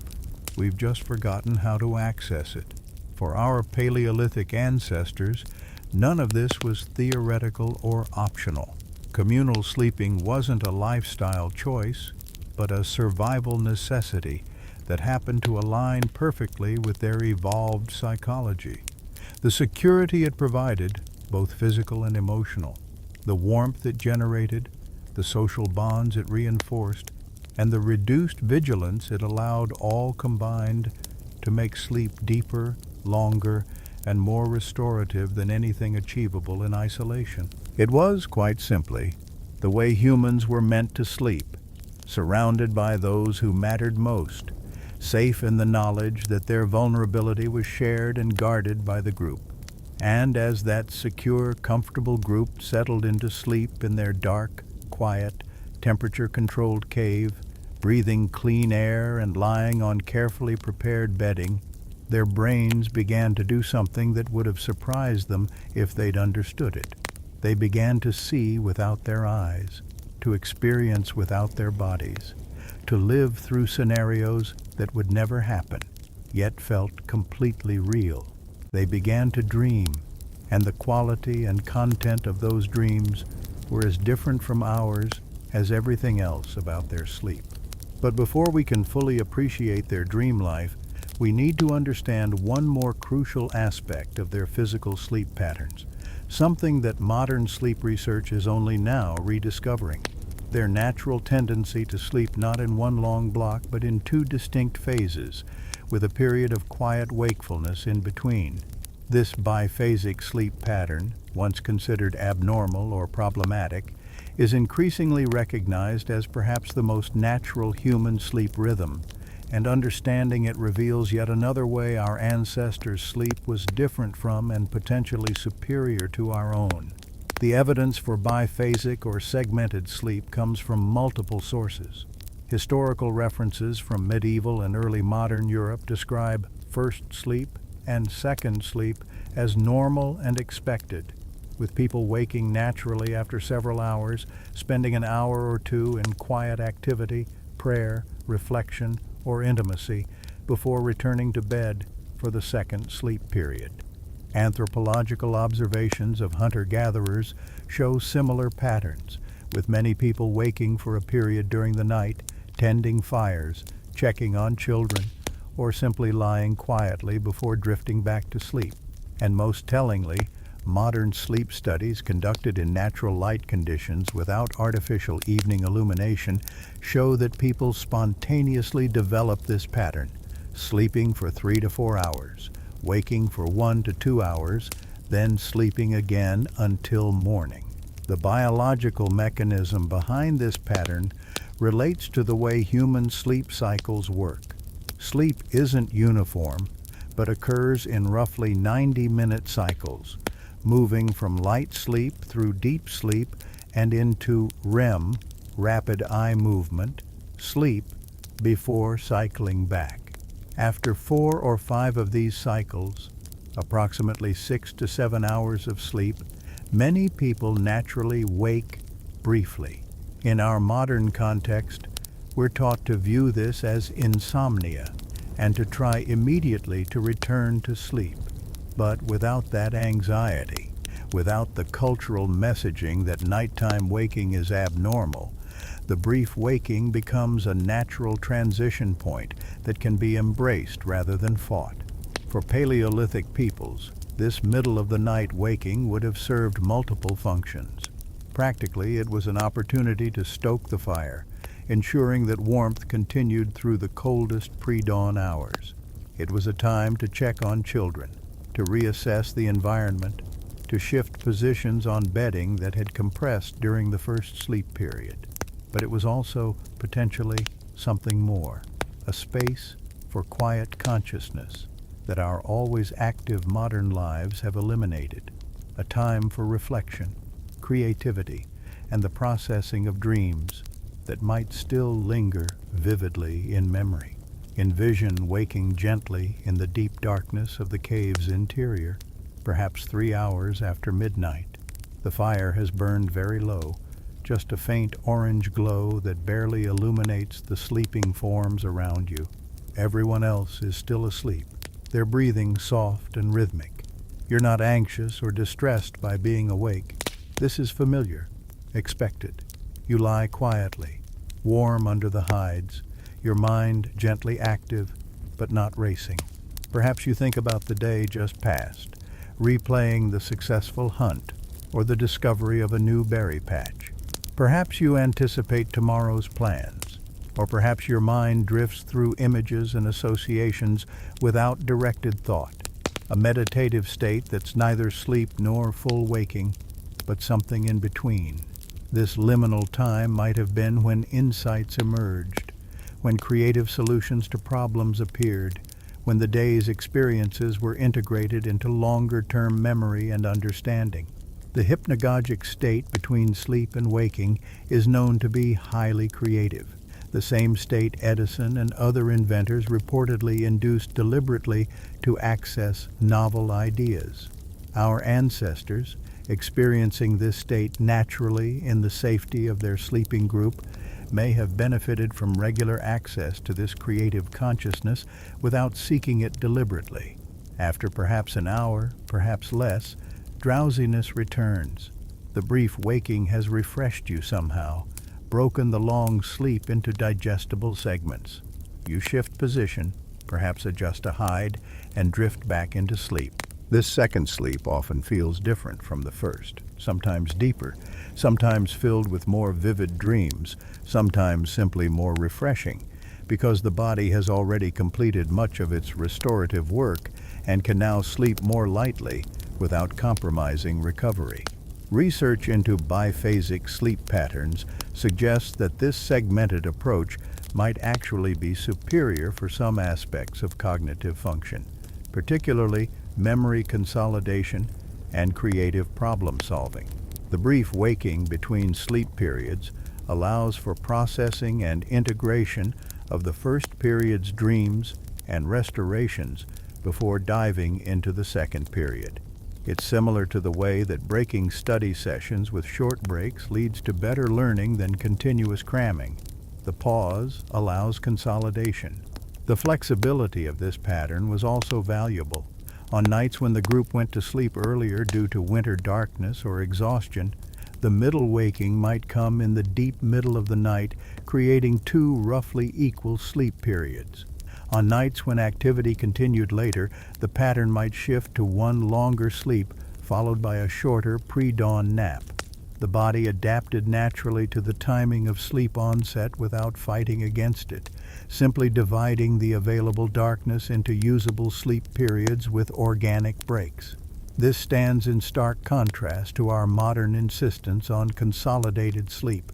We're told that good sleep means falling asleep quickly and staying asleep for 8 uninterrupted hours, and any deviation from this pattern is treated as disordered.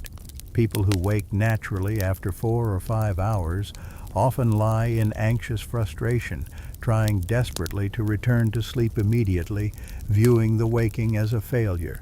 That anxiety itself then prevents sleep, creating a vicious cycle. If we could instead embrace these wakings as natural, accepting them without distress, research suggests they might actually enhance rather than detract from sleep quality. For our ancestors, there was no anxiety about nighttime waking because it wasn't culturally coded as problematic.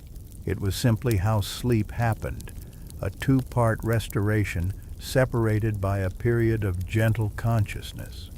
And because there was no anxiety about it, the waking didn't trigger the stress responses that make returning to sleep difficult. The mind stayed calm, the body stayed relaxed, and when drowsiness returned, second sleep came easily and naturally. This pattern also meant that people were never truly unconscious for 8 solid hours. There was always this checkpoint, this moment of semi-awareness that allowed for environmental assessment and adjustment. In a dangerous world where threats could emerge during the night, this wasn't a bug but a feature, a way of balancing the need for deep restoration with the need for ongoing security monitoring.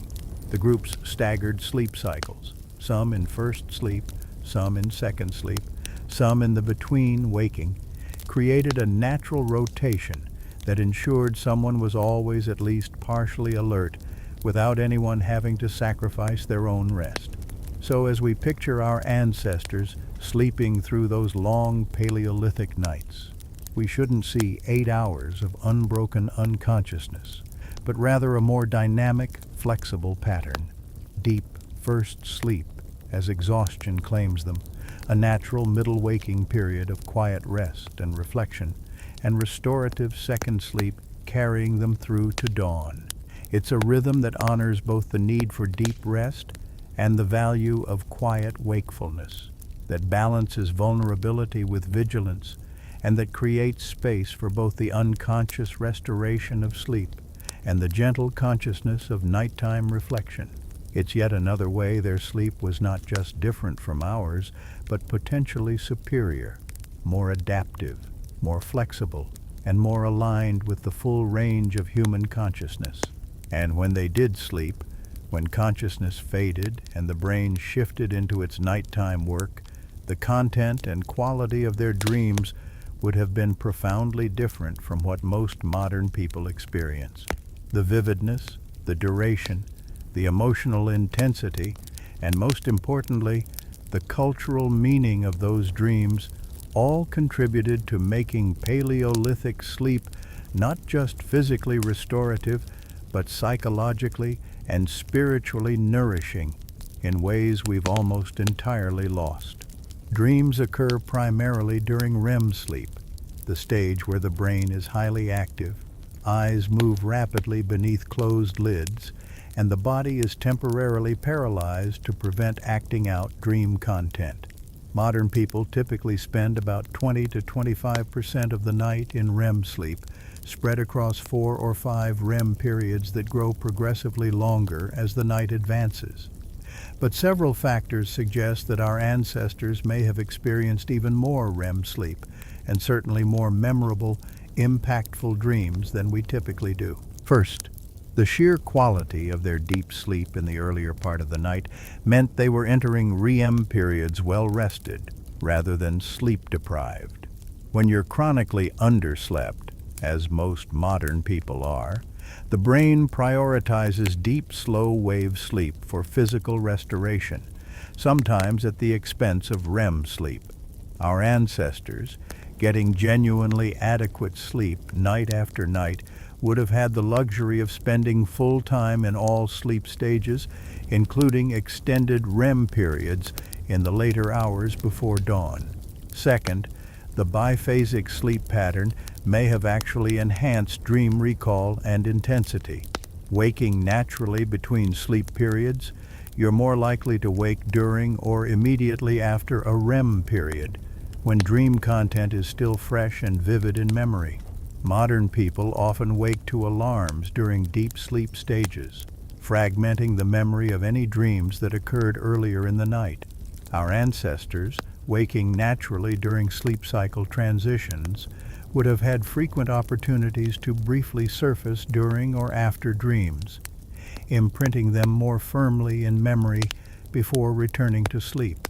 The content of their dreams would have been strikingly different from ours. Modern dreams are filled with the detritus of contemporary life: technology, strangers, urban environments, abstract anxieties about work and social status. Paleolithic dreams would have been populated with the consistent cast of characters and settings that filled their waking lives. The same 20 or 30 people they saw every day, the animals they hunted and feared, the landscapes they moved through, the caves and shelters they slept in. This consistency, this tight integration between waking and dreaming life, meant that dreams could actually serve practical functions in ways ours rarely do. Consider dreaming about tomorrow's hunt, your sleeping brain running simulations of different scenarios. You dream of tracking a deer through a particular valley, of the moment when you decide whether to throw your spear or wait for a better angle, of the animal's reaction. This isn't random nocturnal static, but your brain using the dream state to rehearse and refine hunting strategies, to explore possibilities without risk, to integrate the lessons of past hunts into future action. Neurological research has confirmed that the brain does use REM sleep for this kind of procedural learning consolidation, essentially practicing skills while we sleep. For our ancestors, whose survival depended on skilled hunting and foraging, this dream practice could have been the difference between success and failure, life and death. Or think about dreaming of gathering plants, of reaching for a particular berry and feeling a moment of uncertainty about whether it's safe to eat. In your dream, you see your grandmother's face, hear her voice reminding you of the distinguishing features of the safe variety. This too is memory consolidation, but it's also the preservation and transmission of knowledge, with the dream state serving as a kind of internal teaching tool that reinforces vital information. The cultural wisdom of the group, learned during waking hours through observation and instruction, was reviewed and solidified during sleep, ensuring that crucial survival knowledge wasn't forgotten. But dreams weren't just practical for our ancestors. They were also deeply spiritual and meaningful. Without scientific frameworks for understanding consciousness, without the dismissive modern attitude that dreams are merely random neural firing, Paleolithic peoples likely viewed dreams as significant, perhaps sacred experiences. Archaeological evidence from later periods shows that dreams have been culturally important to humans for as long as we have records, and there's no reason to think this wasn't true much earlier. Dreams were probably seen as messages, visions, encounters with spirits or ancestors, windows into hidden realities. This cultural valuing of dreams would have created a feedback loop that enhanced their vividness and memorability. When you believe dreams are important, you pay attention to them. You remember them better. You reflect on them upon waking. You share them with others. All of this mental rehearsal strengthens the neural traces of dream memories, making them more accessible and more impactful. The middle of the night waking period would have been an ideal time for this dream processing, lying quietly in the darkness with dream images still fresh, considering their meaning before drifting back to sleep. The sharing of dreams in the morning when the group stirred and began the day, would have been another crucial element. Anthropological observations of modern hunter-gatherers show that dream sharing is a common morning ritual, with people recounting vivid dreams and the group discussing their possible meanings. This wasn't idle entertainment, but serious business, because dreams were believed to contain warnings, guidance, or messages from the spiritual realm. A hunter might describe dreaming of a particular animal in a particular location, and the group might take that as guidance about where to hunt. An elder might dream of an ancestor and share words of wisdom that the dream ancestor spoke. A mother might dream of danger and increase her vigilance regarding her children. This communal dream life created a shared symbolic world that existed parallel to waking reality. The same landscape they moved through by day became populated in dreams with additional layers of meaning. That cave wasn't just a physical shelter, but also the setting of ancestral dreams, of visions, of spiritual encounters. The river wasn't just water, but also the place where someone once dreamed of speaking with the fish spirits. The entire environment became enchanted with dream meaning, making life richer and more meaningful. The emotional intensity of Paleolithic dreams may have also been greater than what we typically experience. When your waking life contains genuine danger, when you've truly felt the fear of facing a predator or the grief of losing a loved one to illness or accident, those emotions appear in dreams with corresponding intensity. Modern people often have anxiety dreams about embarrassment or failure at work, uncomfortable but not truly threatening. Our ancestors dreamed of real threats, of being hunted, of starvation, of genuine loss, and the emotional processing that happened in those dreams was essential for psychological health. But they also dreamed of joy, of successful hunts, of abundant food, of safety and warmth with their loved ones. These positive dreams, emerging from lives that held genuine hardship, but also deep connection and purpose, would have been profoundly restorative. There's evidence that positive dreams enhance mood and resilience the following day, creating an upward spiral of well-being. A dream of abundance and success could carry someone through a difficult day, providing hope and motivation rooted in the brain's own nocturnal optimism. The neurochemical environment during REM sleep would have supported particularly vivid and emotionally intense dreams. During REM, the brain is flooded with acetylcholine, a neurotransmitter that enhances vivid imagery, while levels of norepinephrine and serotonin, which are associated with logical thinking and emotional regulation, drop dramatically. This creates the perfect storm for experiences that feel completely real while obeying dream logic that would seem absurd when awake. Our ancestors, well rested and spending generous time in deep REM sleep, would have experienced this state fully, having dreams of cinematic intensity and emotional depth. There's also the question of lucid dreaming, the phenomenon where the dreamer becomes aware they're dreaming and can sometimes exert control over the dream's content.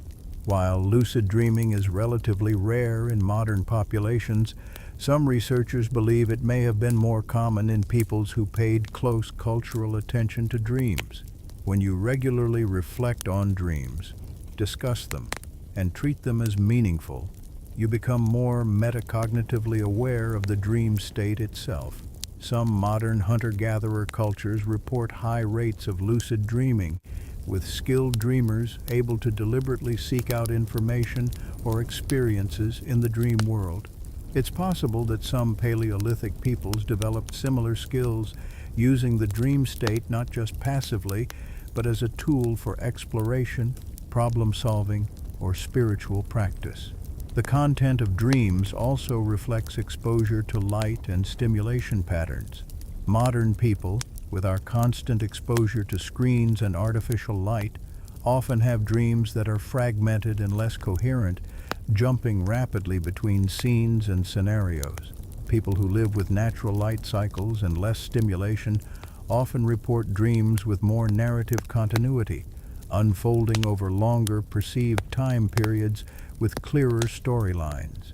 Paleolithic dreams, emerging from minds that spent their days in focused activity and their evenings winding down by firelight, may have had this quality of coherent narrative, making them easier to remember and more useful for extracting meaning. And finally, there's the simple fact that our ancestors had time for their dreams. They woke naturally, without alarms, often in the middle of a dream or shortly after one ended. They had no rush to get to work, no immediate demands that pulled their attention away from the lingering dream images. They could lie in the gentle light of dawn, reviewing the night's dreams, considering their meaning, perhaps sharing them with a companion who was waking beside them. This spaciousness around the dreaming experience honored it, allowed it to be fully experienced and integrated, rather than being immediately dismissed and forgotten in the rush of modern mornings. So when we think about why Paleolithic sleep was so restorative, we can't limit ourselves to physical factors. The dream life that emerged from their deep, undisturbed sleep was itself restorative, psychologically enriching, spiritually meaningful, and practically useful. Their nights weren't just blank periods of unconsciousness, but rich inner experiences that prepared them for the challenges ahead, connected them to their culture and beliefs, and processed the emotions and experiences of their lives. They rested not just with their bodies, but with their whole selves, and they woke not just rested, but renewed in every sense. Yet, as remarkable as all these elements of Paleolithic sleep were, the darkness, the circadian alignment, the exhaustion, the silence, the clean air, the comfortable bedding, the optimal temperature, the communal security, the natural sleep patterns, and the rich dream life, none of it would have been possible without one more crucial factor: the diet that fueled their bodies and brains. What our ancestors ate during the day profoundly influenced how they slept at night, and understanding this connection reveals yet another dimension of why their rest was so superior to what most modern people experience. The human brain, despite making up only about 2% of body weight, consumes roughly 20% of the body's energy. During sleep, that energy demand continues as the brain performs essential maintenance, consolidating memories, clearing waste products, regulating hormones, and running through the sleep cycles that restore both mind and body. The quality of fuel available for this nighttime work directly affects how well it can be accomplished, and the Paleolithic diet provided optimal nutrition for sleep in ways that our modern diet often fails to match. Let's start with protein. The Paleolithic diet was remarkably protein-rich, with estimates suggesting that 30 to 35% of calories came from animal sources: meat from game animals, fish when available, birds, eggs, and occasionally insects. This high protein intake had multiple effects on sleep quality. First, protein is broken down into amino acids, including tryptophan, the precursor to serotonin and melatonin, the neurotransmitters that regulate mood and sleep. A diet rich in lean game meat provided abundant tryptophan, ensuring that the brain had adequate raw materials for producing sleep-promoting chemicals. But it's not just about tryptophan alone. The full amino acid profile from animal protein supports the synthesis of numerous neurotransmitters and hormones essential for sleep. Growth hormone, released primarily during deep slow-wave sleep and crucial for tissue repair and recovery, requires adequate protein for its production. Without sufficient amino acids, growth hormone release is impaired, reducing the restorative quality of sleep even if its duration is adequate. Our ancestors, consuming protein at nearly every meal, ensured their bodies had constant access to these building blocks. The type of protein mattered too. Wild game meat is dramatically different from modern domesticated meat. It's much leaner, with far less saturated fat and more polyunsaturated fats, including omega-3 fatty acids. A wild deer or bison might have a meat composition of 4 to 5% fat, compared to 25 to 30% in modern grain-fed beef. This lean protein was easier to digest and didn't create the heavy, sluggish feeling that can disrupt sleep when we eat fatty meals late in the day. Our ancestors could eat in the evening without experiencing the acid reflux, indigestion, or metabolic stress that heavy modern meals often cause. The fat they did consume was also optimal for sleep. Wild game, fish, and foraged plant foods provided high levels of omega-3 fatty acids, particularly DHA, docosahexaenoic acid, which is crucial for brain function. Modern research has shown that omega-3 fatty acids are associated with better sleep quality, including longer duration, fewer night wakings, and more time in deep sleep stages. The mechanism involves omega-3's role in regulating inflammation and supporting healthy cell membranes in the brain, both of which affect neural function during sleep. Paleolithic peoples consuming these fats regularly maintained optimal omega-3 status, supporting both their daytime cognitive function and their nighttime restoration. Contrast this with the modern Western diet, where omega-6 fatty acids from vegetable oils and processed foods vastly outnumber omega-3s, creating a pro-inflammatory state that has been linked to poor sleep quality. The ratio of omega-6 to omega-3 in Paleolithic diets was probably around 1:1 or 2:1. In modern diets, it can be 15.1 or even 21. This massive imbalance promotes inflammation throughout the body, including neuroinflammation that directly affects sleep quality and architecture. Carbohydrates in the Paleolithic diet came almost entirely from vegetables, fruits, nuts, and seeds, with occasional access to wild honey or starchy tubers, depending on location and season. These carbohydrates had several properties that supported good sleep. First, they were low glycemic, meaning they released glucose slowly into the bloodstream rather than causing the spikes and crashes associated with refined carbohydrates. This stable blood sugar through the evening and night prevented the cortisol surges that occur when blood sugar drops too low, surges that can wake people in the middle of the night or prevent deep sleep. Second, the moderate carbohydrate intake in the evening actually supported sleep by facilitating tryptophan uptake into the brain. Tryptophan competes with other amino acids for transport across the blood-brain barrier. Carbohydrates trigger insulin release, which causes other amino acids to be taken up by muscles, effectively reducing competition and allowing more tryptophan to enter the brain, where it can be converted to serotonin and melatonin. This is why some modern sleep experts recommend a small amount of carbohydrate with your evening meal. It's mimicking what happened naturally in Paleolithic eating patterns. The absence of refined sugars and processed carbohydrates was equally important. Modern diets high in sugar and refined flour create insulin resistance over time, disrupting the body's ability to regulate blood sugar. This leads to nighttime blood sugar instability, with levels dropping too low in the early morning hours, triggering waking or poor sleep quality. Our ancestors, consuming only the sugars naturally present in fruits and occasional honey, maintained excellent insulin sensitivity, ensuring stable blood sugar through the night and uninterrupted sleep.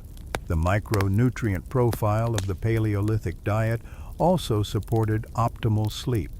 Magnesium, found abundantly in leafy greens, nuts, and seeds, is essential for activating parasympathetic nervous system activity and relaxing muscles, both crucial for sleep initiation. Modern diets are often deficient in magnesium, contributing to the epidemic of sleep difficulties. Our ancestors, consuming diverse plant foods, would have had excellent magnesium status. Similarly, they consumed adequate zinc from meat and shellfish, calcium from greens and bones, B vitamins from both plant and animal sources, and vitamin D from sun exposure and certain foods. Each of these micronutrients plays roles in sleep regulation, from melatonin synthesis to neurotransmitter function to immune system activity during sleep. Equally important is what the Paleolithic diet didn't contain: no caffeine. The stimulant that modern people use to overcome inadequate sleep would have been completely absent, meaning their sleep pressure wasn't artificially suppressed during the day. No alcohol in significant quantities, meaning their sleep architecture wasn't disrupted by alcohol's suppression of REM sleep and its tendency to cause middle-of-the-night waking as it's metabolized. No processed foods with their additives, preservatives, and chemical compounds that can affect neurotransmitter function and gut health, both of which influence sleep. The timing of eating also mattered. With no artificial light to extend their active hours, Paleolithic peoples naturally finished their last meal well before sleep, probably 3 to 4 hours before lying down. This gave their bodies time to complete the initial stages of digestion, avoiding the metabolic disruption and potential acid reflux that comes from sleeping on a full stomach. The digestive system could enter its own restorative night mode rather than working overtime to process food, and that ease translated to better sleep quality. There's also the gut-brain axis to consider, the intimate connection between digestive health and neurological function. The Paleolithic diet, high in diverse plant fibers from vegetables, fruits, nuts, and seeds, supported a healthy gut microbiome, the trillions of bacteria that inhabit our digestive tract. Modern research has revealed that gut bacteria actually produce neurotransmitters, including serotonin and GABA, that affect sleep. A healthy, diverse microbiome, fed by varied plant fibers, supports better sleep through this microbial production of sleep-promoting compounds. The absence of chronic inflammation was perhaps the most important overall effect of the Paleolithic diet on sleep.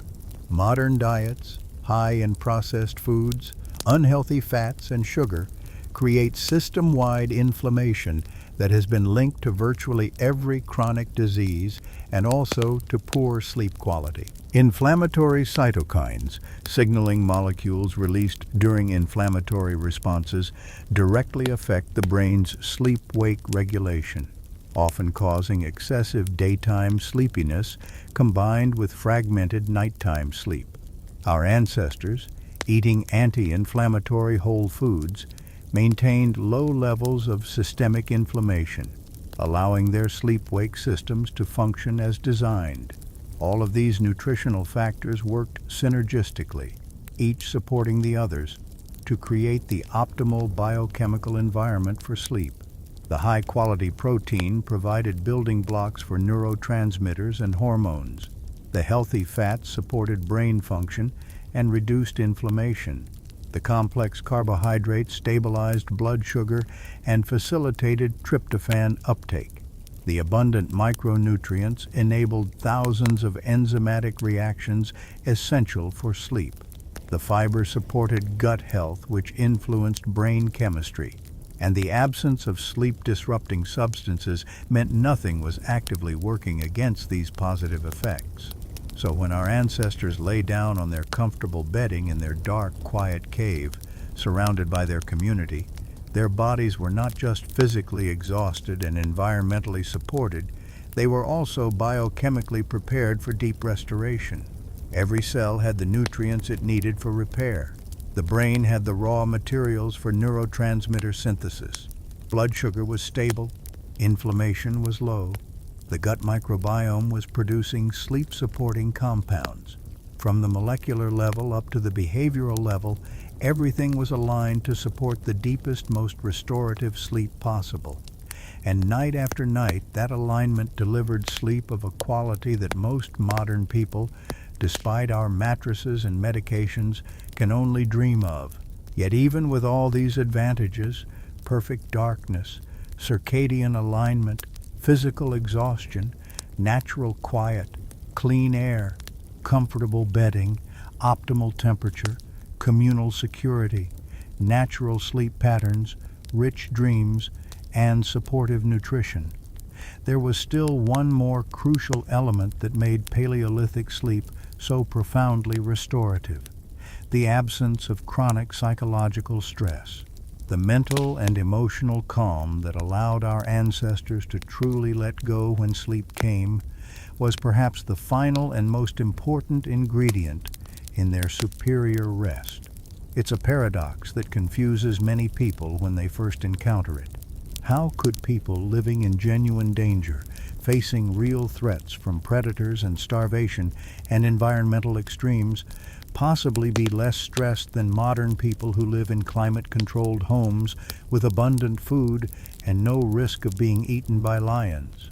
But the answer lies in understanding the difference between acute stress and chronic stress, between the sharp, immediate challenges our stress response evolved to handle and the grinding, perpetual anxiety that characterizes modern life.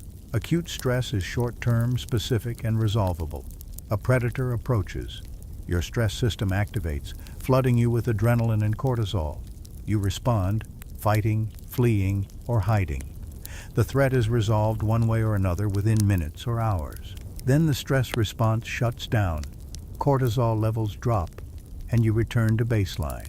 Your stress system has done exactly what it evolved to do: mobilize resources for an immediate challenge, then stand down. This kind of stress, while intense, doesn't prevent sleep. In fact, after acute stress is resolved, the body often craves sleep intensely as part of its recovery process. Chronic stress is different and far more damaging. It's low-level, persistent, and often without clear resolution. Worrying about your mortgage, your job security, your children's future, your health insurance, your social status, these are threats that never fully resolve, that stay with you day after day, week after week, year after year. Your stress system never fully shuts down because the perceived threat never disappears.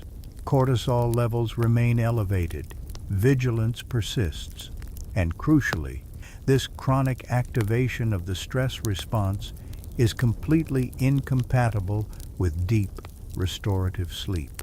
Our ancestors certainly faced challenges, real ones with life or death stakes, but those challenges were episodic and concrete. Today we hunt, and either we succeed or we don't.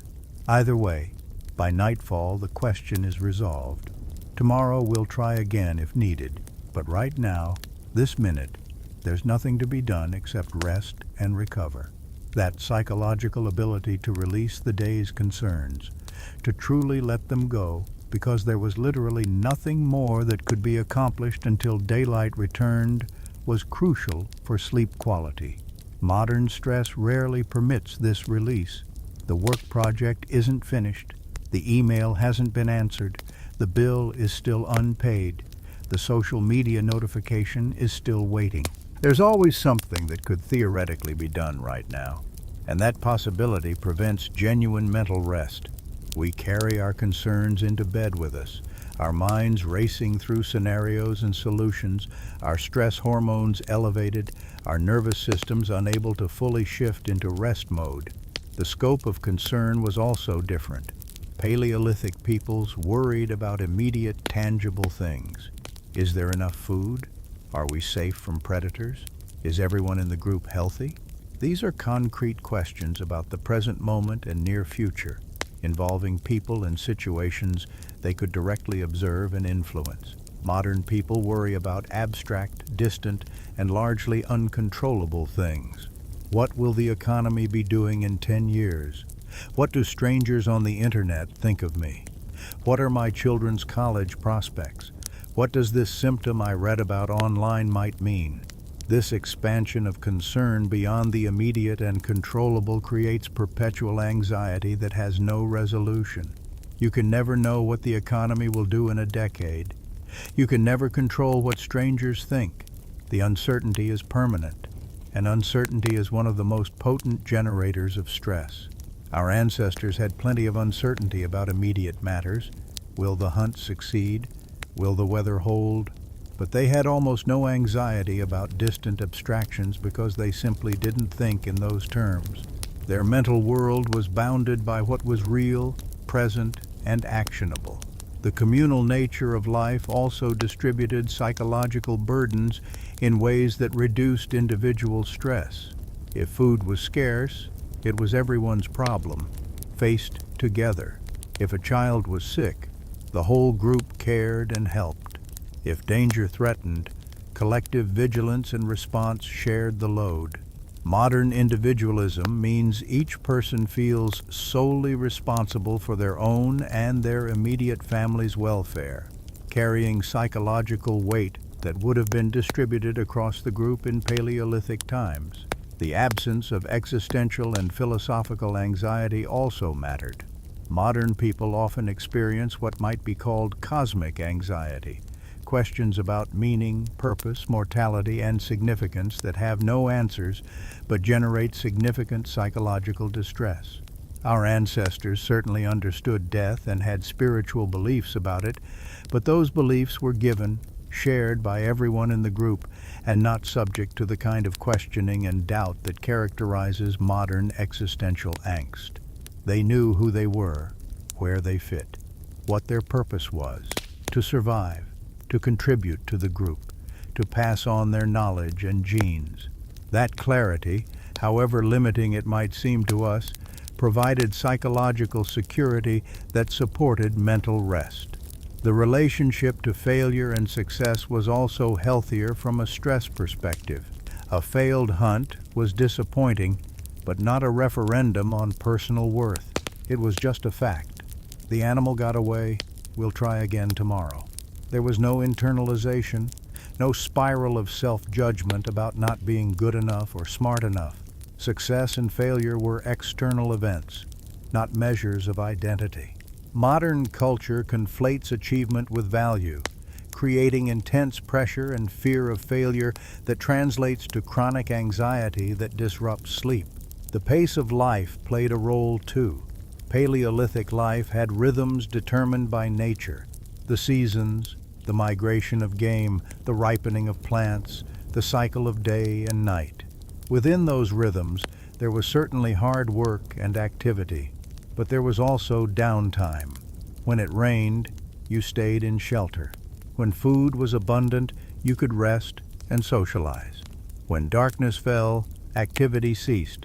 There was no expectation of constant productivity, no sense that every moment must be optimized and utilized.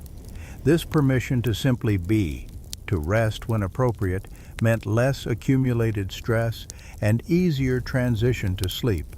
The sensory environment, already discussed in terms of its sleep-promoting qualities, also had psychological effects. Natural settings have been shown in numerous studies to reduce stress, lower cortisol, decrease blood pressure, and improve mood. Even brief exposure to nature has measurable calming effects. Our ancestors lived immersed in natural environments every moment of their lives, receiving constant input that triggered relaxation responses. Modern people, surrounded by artificial environments that our brains don't recognize as safe or calming, experience chronic low-level stress from the environment itself. Social connection acted as a powerful buffer against stress. One of the most consistent findings in psychological research is that strong social bonds protect against stress and its negative health effects.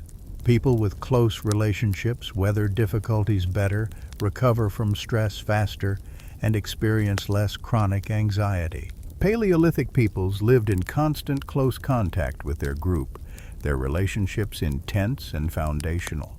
Modern people often experience loneliness even in crowded cities, lacking the deep, daily connection that characterized ancestral life. The combination of all these factors, episodic rather than chronic stress, concrete rather than abstract concerns, distributed rather than individual burdens, clear rather than uncertain identity and purpose, rhythmic rather than constant demands, natural rather than artificial environments, and connected rather than isolated social lives, created a psychological landscape that was vastly more conducive to restful sleep than what modern people experience. When Paleolithic peoples lay down to sleep, their minds could actually rest because there was nothing productive to be gained from continued worry. The day's challenges were met as fully as possible. Tomorrow would bring what it would bring. Right now, in this moment, surrounded by kin and protected by fire, there was permission to truly let go. And that letting go, that genuine psychological release, is perhaps the rarest and most precious component of restorative sleep. You can have perfect darkness and optimal temperature and comfortable bedding. But if your mind is racing with worry and your body is flooded with stress hormones, deep sleep will remain elusive. Our ancestors, with their episodic stress and present-focused psychology, could achieve that release naturally, nightly, throughout their lives. It's possibly the element of their sleep that we've lost most completely, and would be hardest for modern people to reclaim without fundamental changes to how we live. As we reach the end of this journey through Paleolithic sleep, standing here in the darkness of the cave while our ancestors rest peacefully around us, we're faced with an uncomfortable truth. They slept better than we do, dramatically, measurably, profoundly better. Not because they had superior technology or special knowledge, but because every aspect of their lives and environment aligned with the biological requirements for optimal sleep that evolution shaped over millions of years. We've traced all the elements, the unbroken darkness that allowed complete melatonin production, the perfect circadian alignment with solar cycles, the genuine physical exhaustion from daily labor, the natural soundscape free from mechanical noise, the clean air unpolluted by industry, the carefully prepared bedding from natural materials, the optimal temperature regulation through fire and stone and communal warmth, the security of sleeping surrounded by loved ones, the natural biphasic sleep patterns, the rich dream life, the nutrition that supported every aspect of sleep biochemistry, and the psychological peace that came from present-focused concerns and episodic stress. Each element alone would improve sleep quality. Combined, they created something modern people rarely experience: truly restorative rest that left the body rebuilt, the mind refreshed, and the spirit renewed. Night after night, year after year, lifetime after lifetime, our ancestors experienced sleep that we, with all our mattresses and medications and sleep technologies, mostly fail to achieve. The irony is devastating.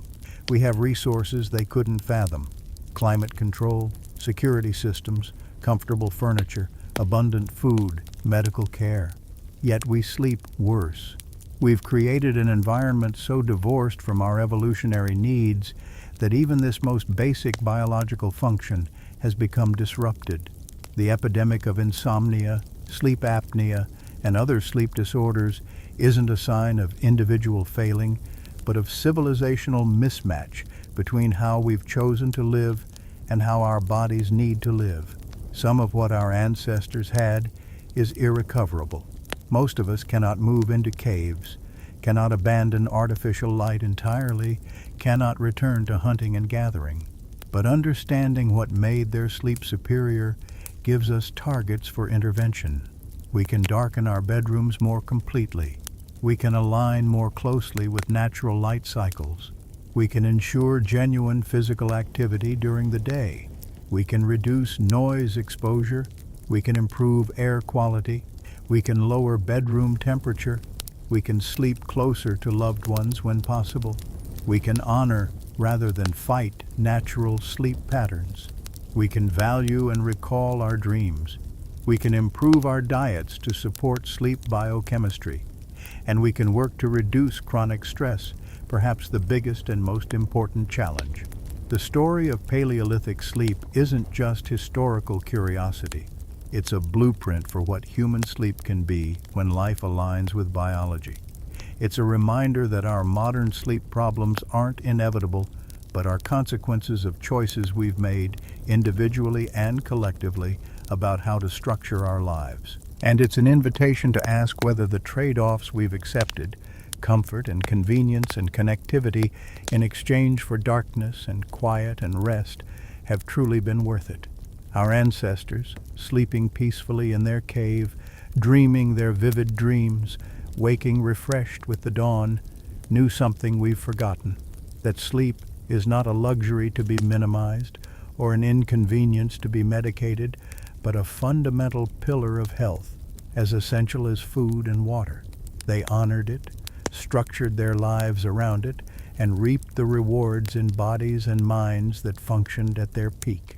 We've lost that wisdom, but we can reclaim it, at least partially, by learning from their example and recognizing that the most advanced sleep technology in history isn't something you can buy, but something you have to build into your life through choices that honor your evolutionary inheritance.